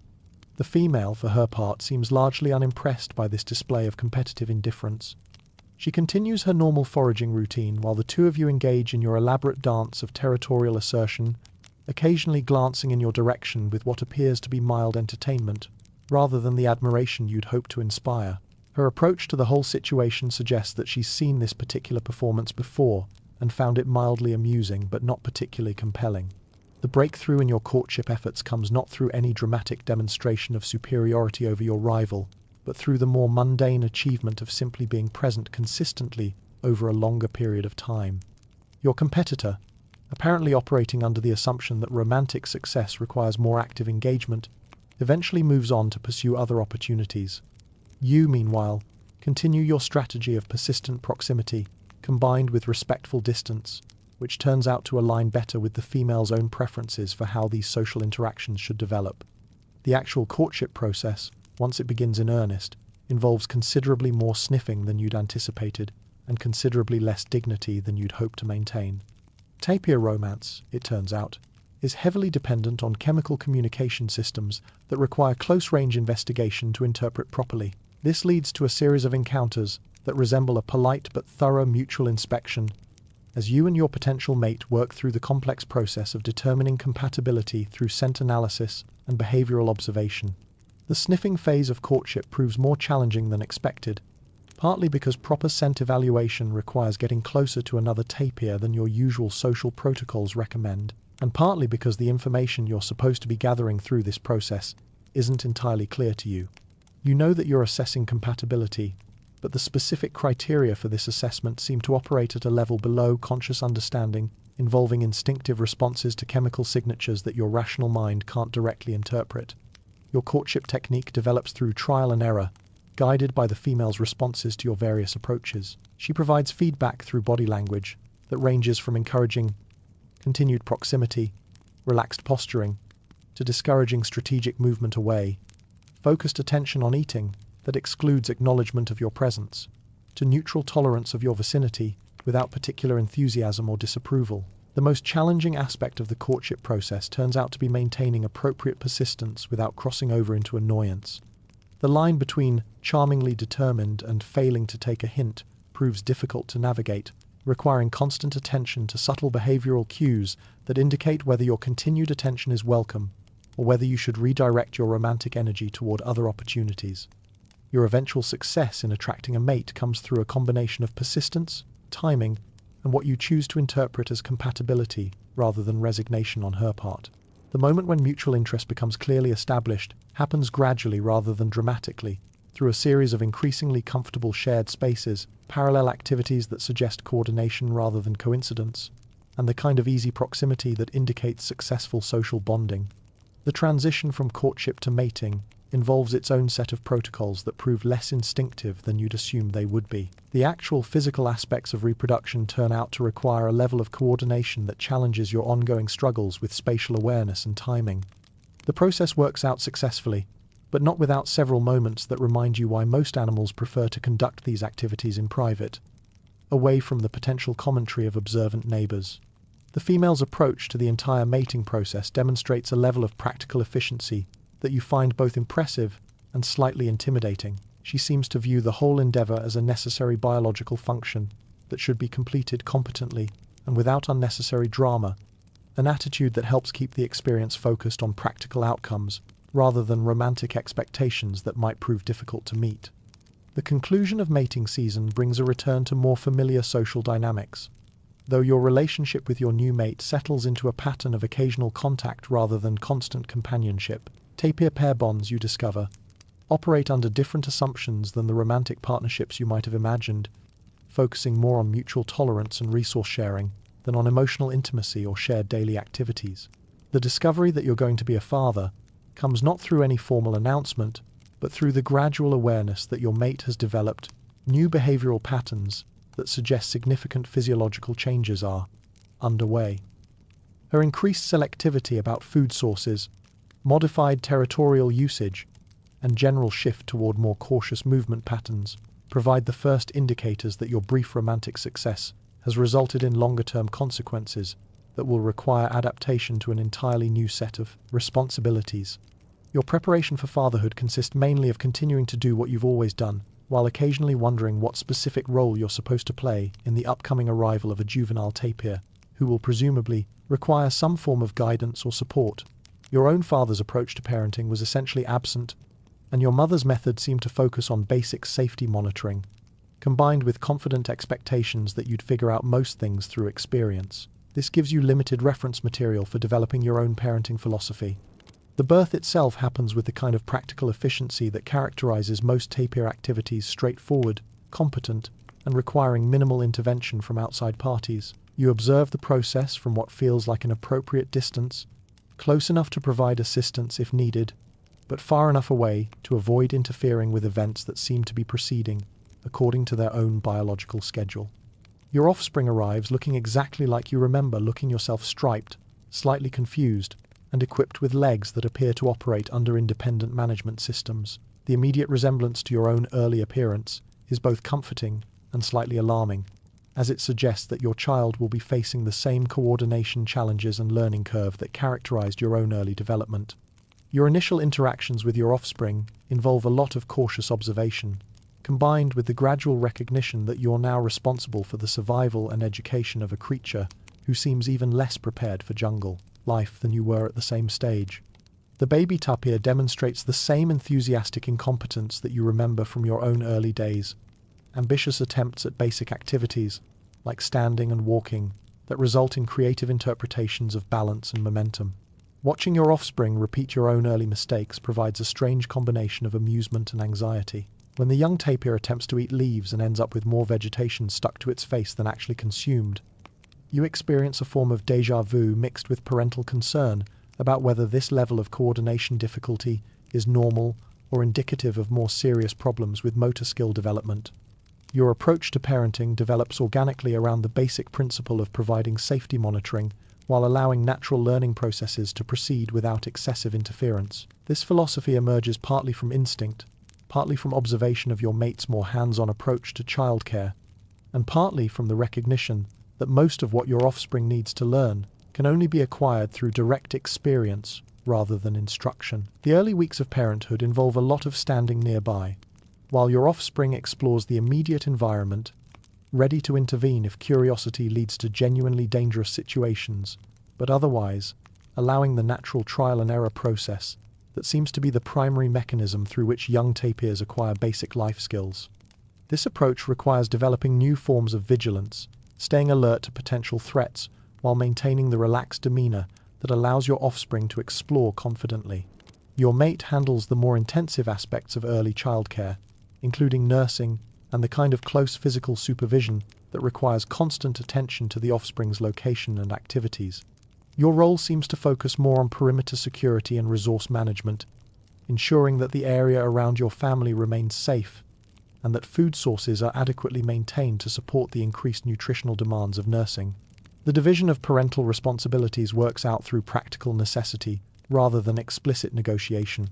You find yourself naturally taking on the tasks that align with your existing skills and territorial knowledge, while your mate manages the aspects of childcare that require closer physical contact and more intensive monitoring. This arrangement allows both parents to contribute to offspring survival without requiring either of you to develop completely new skill sets. Your offspring's personality begins to emerge through its approach to basic challenges like navigation, food selection, and social interactions. Like yourself at that age, the young tapir shows a tendency toward cautious experimentation, combined with occasional bursts of overconfidence that lead to educational encounters with the limits of its current abilities. Watching these personality traits develop provides insight into your own early behavioral patterns and the extent to which adult tapir characteristics are visible even in very young animals. The teaching aspects of parenthood prove less formal than you'd anticipated. Rather than delivering specific lessons on important survival skills, you find yourself demonstrating proper techniques through normal daily activities, while your offspring observes and attempts to replicate your behavior. This observational learning model works well for basic skills like foraging and navigation, though it requires patience, as your offspring gradually develops the coordination and judgment necessary to perform these activities competently. Your offspring's first successful solo foraging expedition represents a milestone that feels more significant than you'd expected. Watching the young tapir successfully identify, approach, and consume appropriate vegetation without assistance provides confirmation that the basic survival education is proceeding according to plan. The pride you feel in this achievement surprises you with its intensity, suggesting that parental investment creates emotional responses that extend beyond simple biological imperatives. The social education component of parenting involves gradually introducing your offspring to the complex protocols that govern tapir interactions with other forest residents. This process begins with simple lessons about which animals represent potential threats and which can be safely ignored, progressing through more sophisticated understanding of territorial boundaries, resource sharing, and the social hierarchies that influence daily life in the forest community. Your offspring's first encounter with other young tapirs provides an opportunity to observe social skill development and to assess how well your parenting approach has prepared the young tapir for independent social interactions. The initial awkwardness of these encounters reminds you of your own early social experiences, but your offspring seems to navigate these challenges with slightly more confidence than you remember having at the same age. The gradual increase in your offspring's independence brings both relief and a form of melancholy that catches you off guard.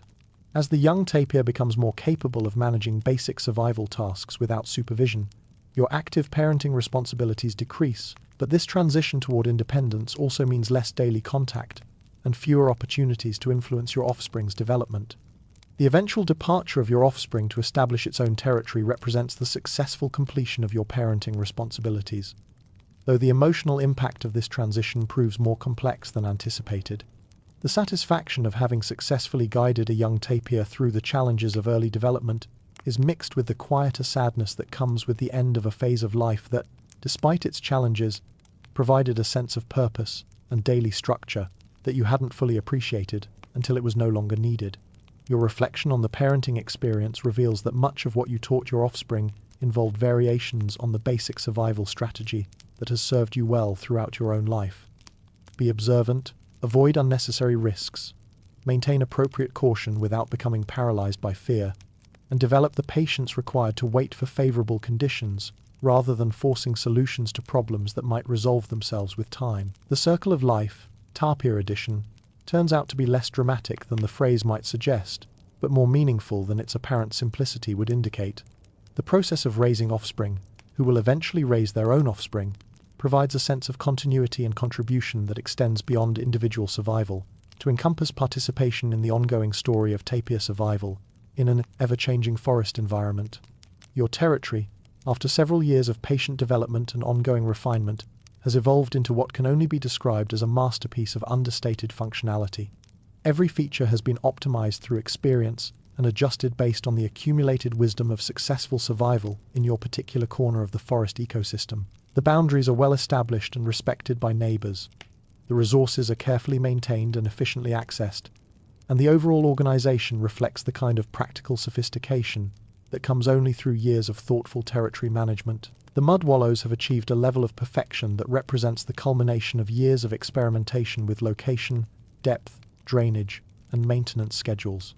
Your primary wallow, positioned strategically near your favorite morning foraging area, maintains optimal consistency throughout most weather conditions and provides exactly the right combination of therapeutic mud quality and convenient access.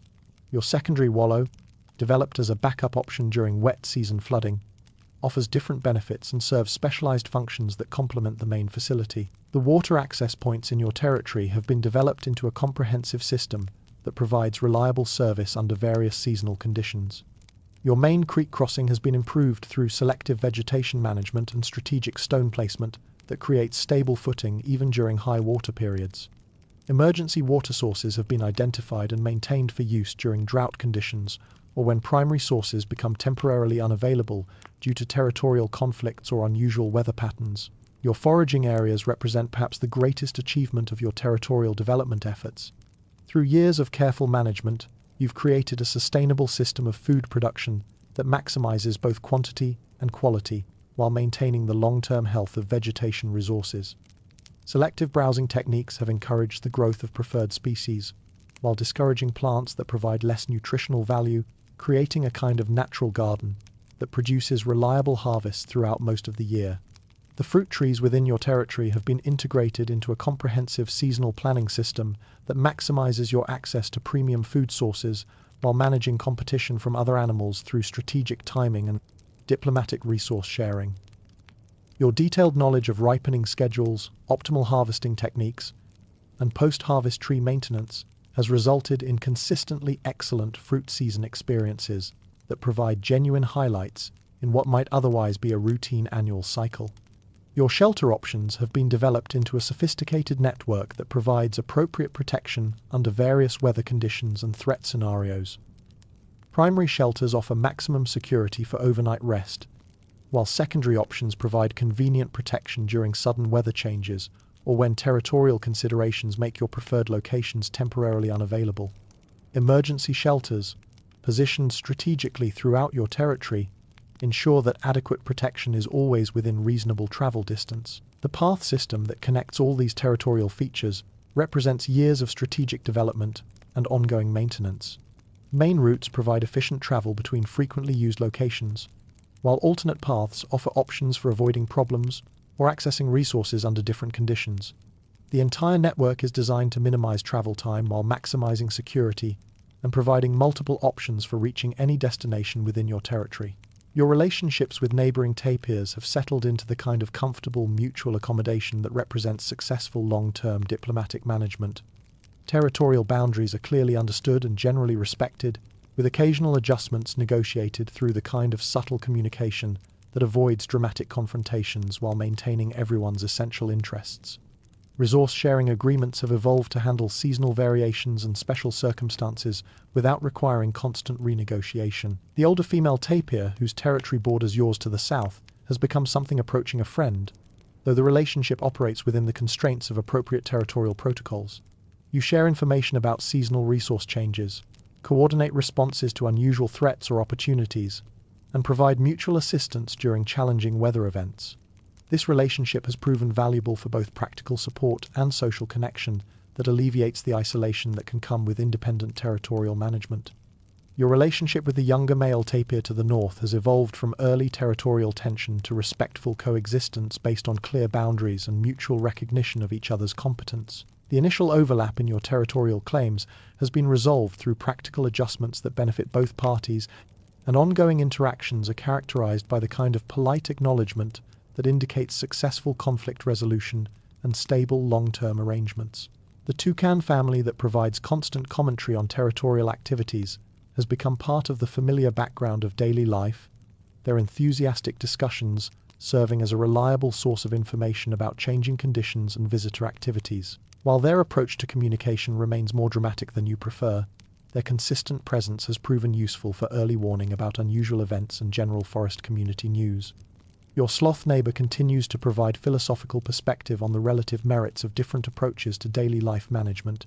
His extreme approach to energy conservation and time management serves as a useful counterpoint to your own more moderate efficiency strategies, reminding you that there are many successful ways to navigate forest survival, and that your own approach, while effective, is not the only possible solution to the challenges of tapir existence.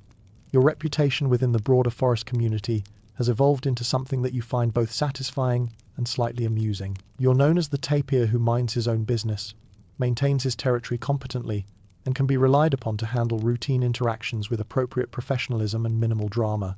This reputation has resulted in the kind of peaceful territorial relationships that allow you to focus on personal interests rather than constant diplomatic management. The recognition of your competence by other tapirs provides a form of social validation that you hadn't expected to value as highly as you do.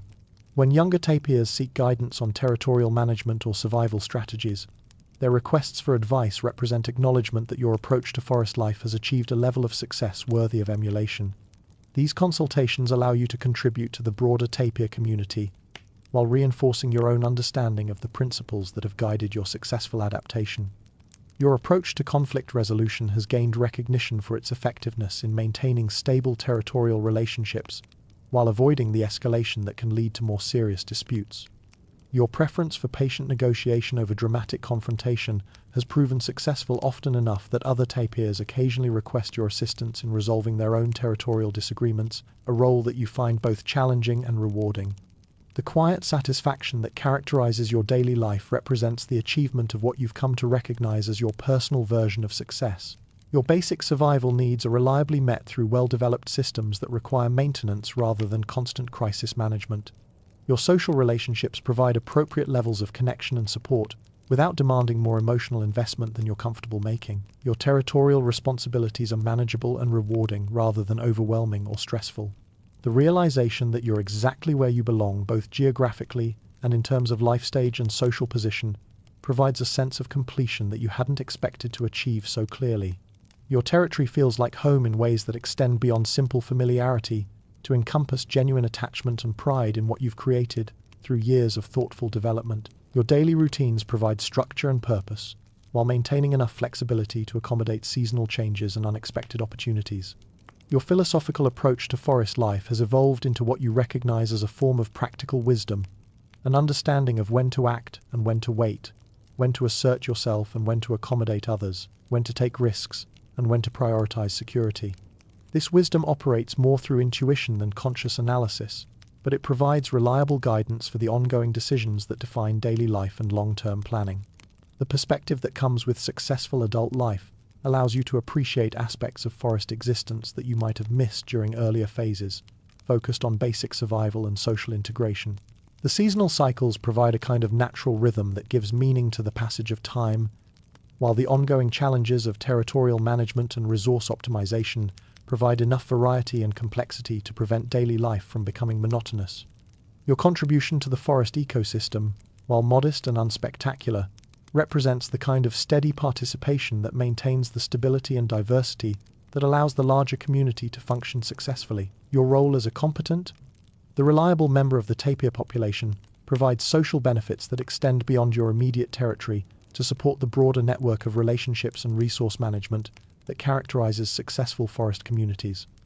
The satisfaction you derive from having achieved a form of mastery over the basic challenges of tapir existence provides a foundation for approaching new challenges and opportunities with confidence rather than anxiety. Your proven ability to adapt to changing conditions, solve practical problems, and maintain successful relationships has established a track record of competence that supports optimism about your ability to handle whatever challenges the future might present. Your current life represents the successful implementation of a long-term strategy based on patience, observation, practical problem-solving, and the kind of consistent effort that produces gradual but sustainable improvement over time. The result is a daily existence that balances security with opportunity, independence with appropriate social connection, and personal satisfaction with constructive contribution to the broader community of forest residents who share their environment and depend on the same resources for their survival and success.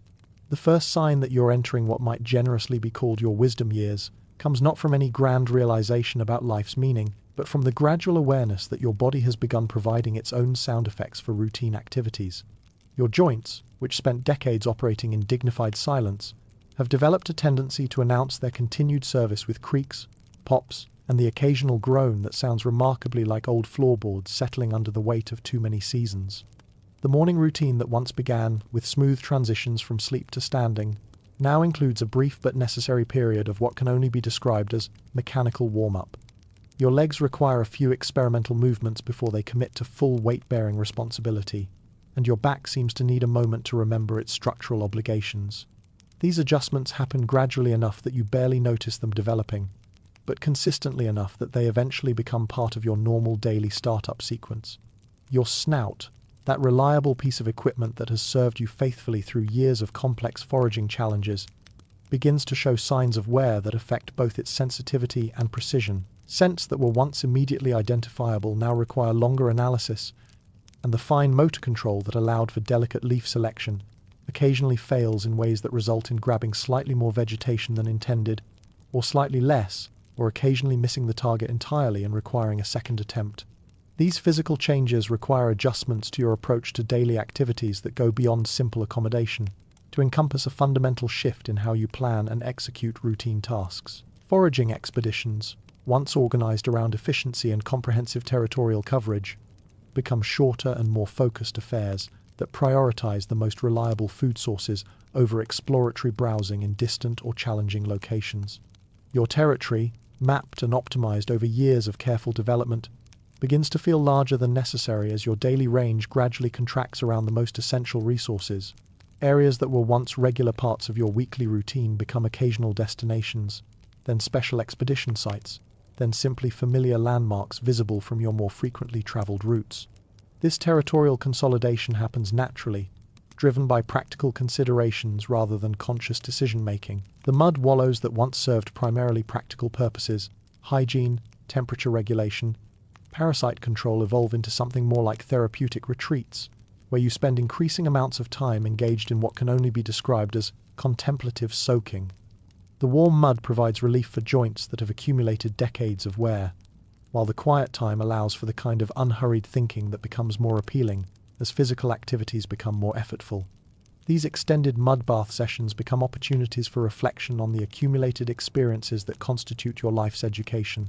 You find yourself reviewing past challenges and successes, considering alternative approaches that might have produced different outcomes, and generally engaging in the kind of mental processing that seems to happen naturally when physical activity decreases and available thinking time increases. Your observations of younger tapirs navigating the same developmental challenges you faced years ago provide entertainment that's both amusing and slightly instructive. Watching a young tapir attempt to cross the creek, using the same overconfident approach that resulted in your own early swimming disasters, creates a complex emotional response that combines sympathy, amusement, and a mild sense of superiority based on the knowledge that this particular learning experience is both inevitable and educational. The mistakes you observe younger tapirs making are so similar to your own past errors that they seem to follow some kind of universal curriculum of tapir development. The overambitious reaching for high fruit that results in spectacular falls, the misjudgment of territory boundaries that leads to awkward encounters with established adults, the experimental approaches to diet that produce predictable digestive consequences. All of these appear to be standard components of the tapir educational experience that each generation must complete independently. Your response to these observations has evolved from the anxious concern you felt when watching your own offspring learn through trial and error, to a more philosophical acceptance of the apparent necessity of direct experience in tapir education. You've come to understand that most of the important lessons can't be taught through instruction, but must be acquired through the kind of personal experimentation that allows each individual to develop their own version of successful survival strategies. The forest around you continues its own cycles of change and renewal, but your increased time spent in stationary observation allows you to notice patterns and developments that might have escaped your attention during more active periods. You watch saplings grow into substantial trees, observe the establishment of new animal territories as populations shift and adapt, and generally witness the ongoing process of ecological change that operates on timescales longer than day-to-day survival concerns. These longer-term observations provide perspective on your own place in the larger environmental community and the ways that individual lives contribute to broader patterns of stability and change. The tree that sheltered you during your first territorial establishment has grown large enough to provide similar services for new residents, while areas that were once dense forest have opened up to create new opportunities for different types of vegetation and the animals that depend on them. Your daily routines, refined through years of optimization and efficiency improvements, have achieved a level of streamlined simplicity that requires minimal decision-making and provides maximum satisfaction with reduced physical effort. The morning foraging route follows a well-established path that connects reliable food sources with minimal travel time, while afternoon activities are organized around energy conservation and comfort maximization rather than ambitious productivity goals. The predictability of these routines provides psychological comfort that becomes increasingly valuable as physical capabilities become less reliable. Knowing exactly where to find appropriate food, optimal shelter, and necessary resources reduces the cognitive load of daily planning, while ensuring that essential needs are met without requiring the kind of extensive problem-solving that characterized earlier phases of territory development. Your relationship with seasonal changes has evolved from active adaptation strategies to more passive accommodation approaches that work with reduced physical capabilities rather than attempting to maintain previous activity levels, regardless of conditions. Wet season challenges are managed through increased reliance on well-positioned shelters and reduced territorial movement, while dry season resource limitations are addressed through more efficient utilization of established supplies rather than extensive searching for new sources. The accumulated knowledge of multiple seasonal cycles allows for better prediction and preparation for recurring challenges, reducing the stress and uncertainty that can accompany weather-related disruptions to routine activities. Your mental database of seasonal patterns, resource availability, and optimal timing for various activities has become comprehensive enough to support confident planning and effective response strategies for most predictable environmental changes. Your transition into what the forest community appears to recognize as elder status happens gradually and without official ceremony, marked primarily by subtle changes in how other tapirs respond to your presence and the kinds of interactions they initiate. Younger tapirs who once maintained polite but distant relationships begin approaching with what seems like deliberate intent to engage in longer conversations, while established adults treat you with the kind of respectful deference usually reserved for individuals whose opinions carry additional weight due to accumulated experience. The recognition of your elder status seems to be based less on dramatic displays of wisdom than on the simple fact that you've successfully navigated decades of forest life without getting eaten, starving, or making catastrophic territorial decisions that resulted in displacement or social isolation. This survival record, while not particularly glamorous, apparently qualifies as sufficient demonstration of competence to warrant consultation on matters ranging from territorial management to resource optimization to general life strategy. Your first experience serving as an unofficial advisor comes when a young male tapir approaches with questions about establishing territory boundaries in an area adjacent to your own domain. His approach is carefully respectful, acknowledging your experience while clearly seeking practical guidance rather than abstract wisdom. The consultation involves a detailed discussion of local territorial politics, resource availability, and the personalities of neighboring tapirs who might influence his success in the area. The advice you provide draws heavily on your own experiences with similar challenges, but you find yourself offering perspectives that extend beyond simple problem solving to encompass broader strategies for long-term territorial success. Your recommendations emphasize patience over aggression, careful observation over hasty action, and the importance of building sustainable relationships with neighbors rather than maximizing short-term territorial gains at the expense of long-term stability. These advisory interactions reveal that much of what you've learned through years of trial and error has broader applicability beyond your own specific circumstances. The principles that guided your successful territory development, careful resource management, diplomatic neighbor relations, strategic planning for seasonal changes, appear to be transferable to other situations and useful for tapirs facing similar challenges in different locations. Your territory itself begins to serve an educational function, as visiting tapirs observe your solutions to common problems and adapt successful strategies for use in their own domains. The mud wallow design that provides optimal comfort and maintenance efficiency becomes a model for similar installations elsewhere, while your approach to fruit tree management influences how other tapirs structure their own seasonal planning and resource utilization. The gradual modifications you make to accommodate reduced mobility create what amounts to a demonstration project in adaptive territory management that provides useful information for other aging tapirs facing similar challenges.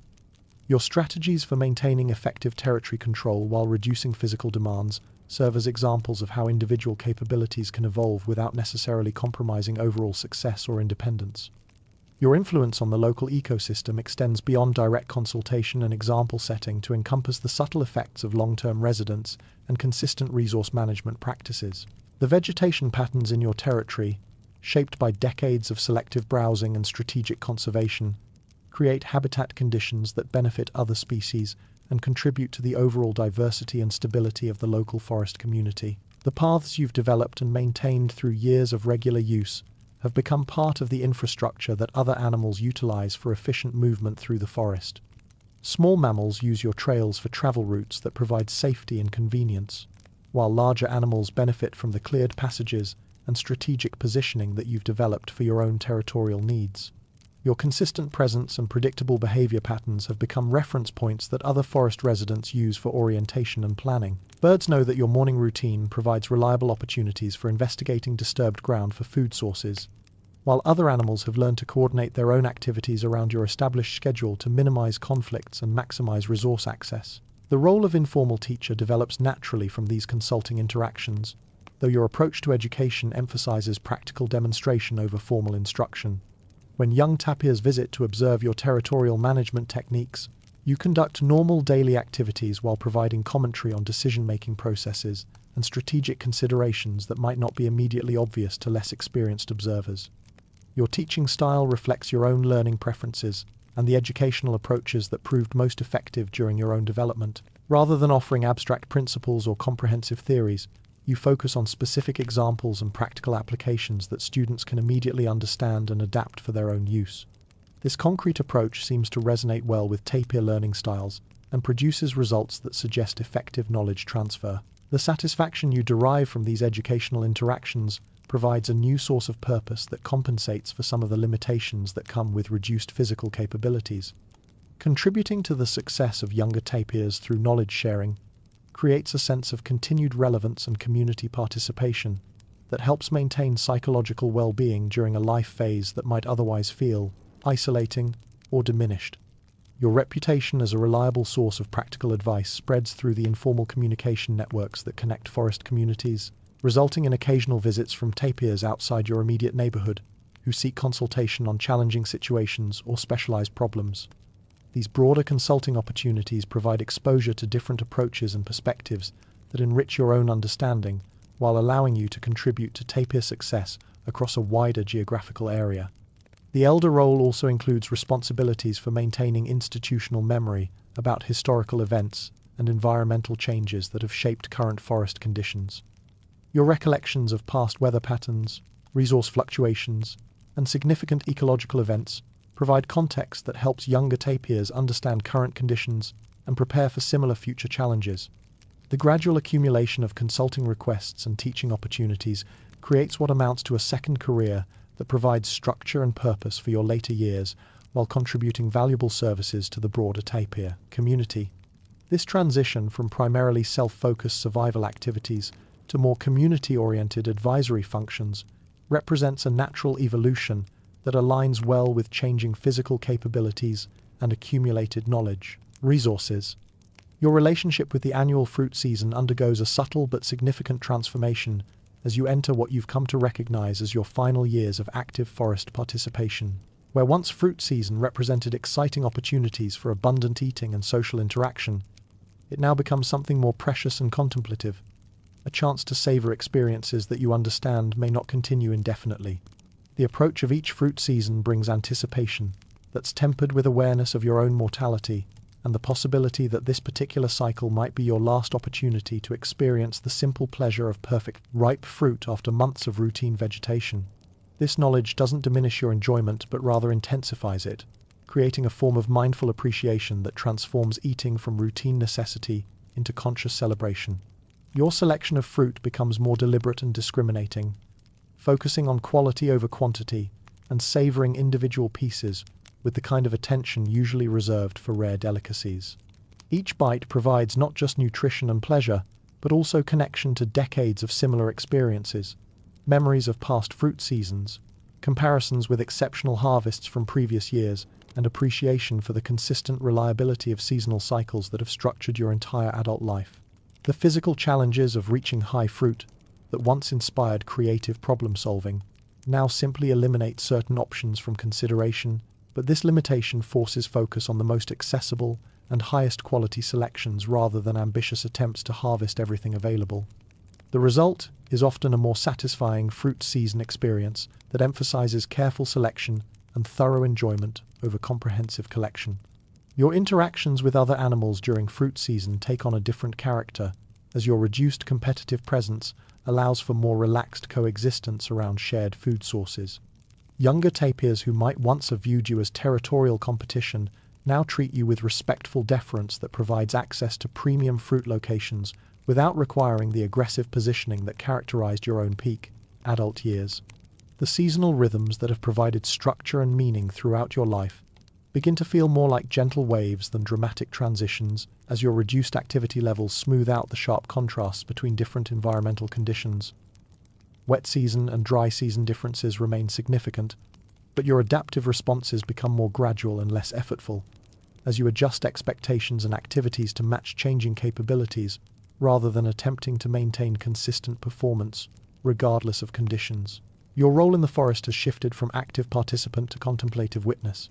You now spend more time observing the ongoing drama of survival, reproduction, and social interaction that has surrounded you for years.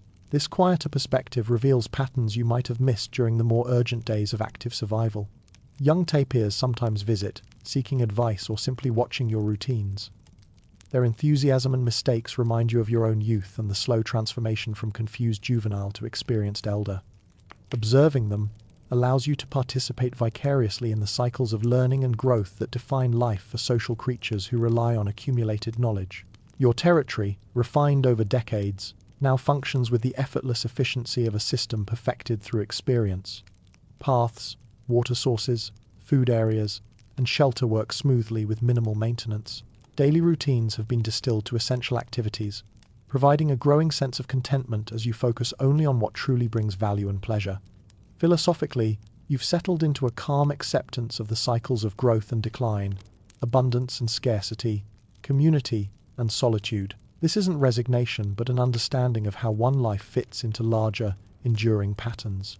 The forest's rhythm, the calls of birds, the work of insects, the seasonal changes of plants continues as it always has, indifferent to any individual's circumstances. Your life's legacy lies not in dramatic feats, but in decades of quiet stewardship, managing resources wisely, respecting neighbors, and sustaining the forest without harm. You've refined your territory, guided younger tapirs, and left the land healthier than you found it. There were no epic battles or daring escapes, only persistence. Countless days of eating, avoiding conflict, and maintaining the steady competence that keeps ecosystems stable. The paths you've worn, the plant patterns you've shaped, and the descendants you've influenced will endure after you're gone. Survival in the forest is its own heroism. You've outlasted predators, droughts, and challenges, not through spectacle but through caution, judgment, and patience. Tapirs have perfected this boring strategy for millions of years. Large, peaceful, adaptable creatures whose simplicity hides an essential role, dispersing seeds, managing vegetation, and quietly engineering the ecosystem's balance. Adaptability is your greatest strength. While other species falter under habitat change, tapirs persist. The forest remains full of drama, bright displays, fierce hunts, but you move like a stagehand, keeping the production running unseen. Your story is one of endurance, a single note in the forest's ancient symphony, continuing long after your own sound fades into the eternal rhythms of wind, water, and life.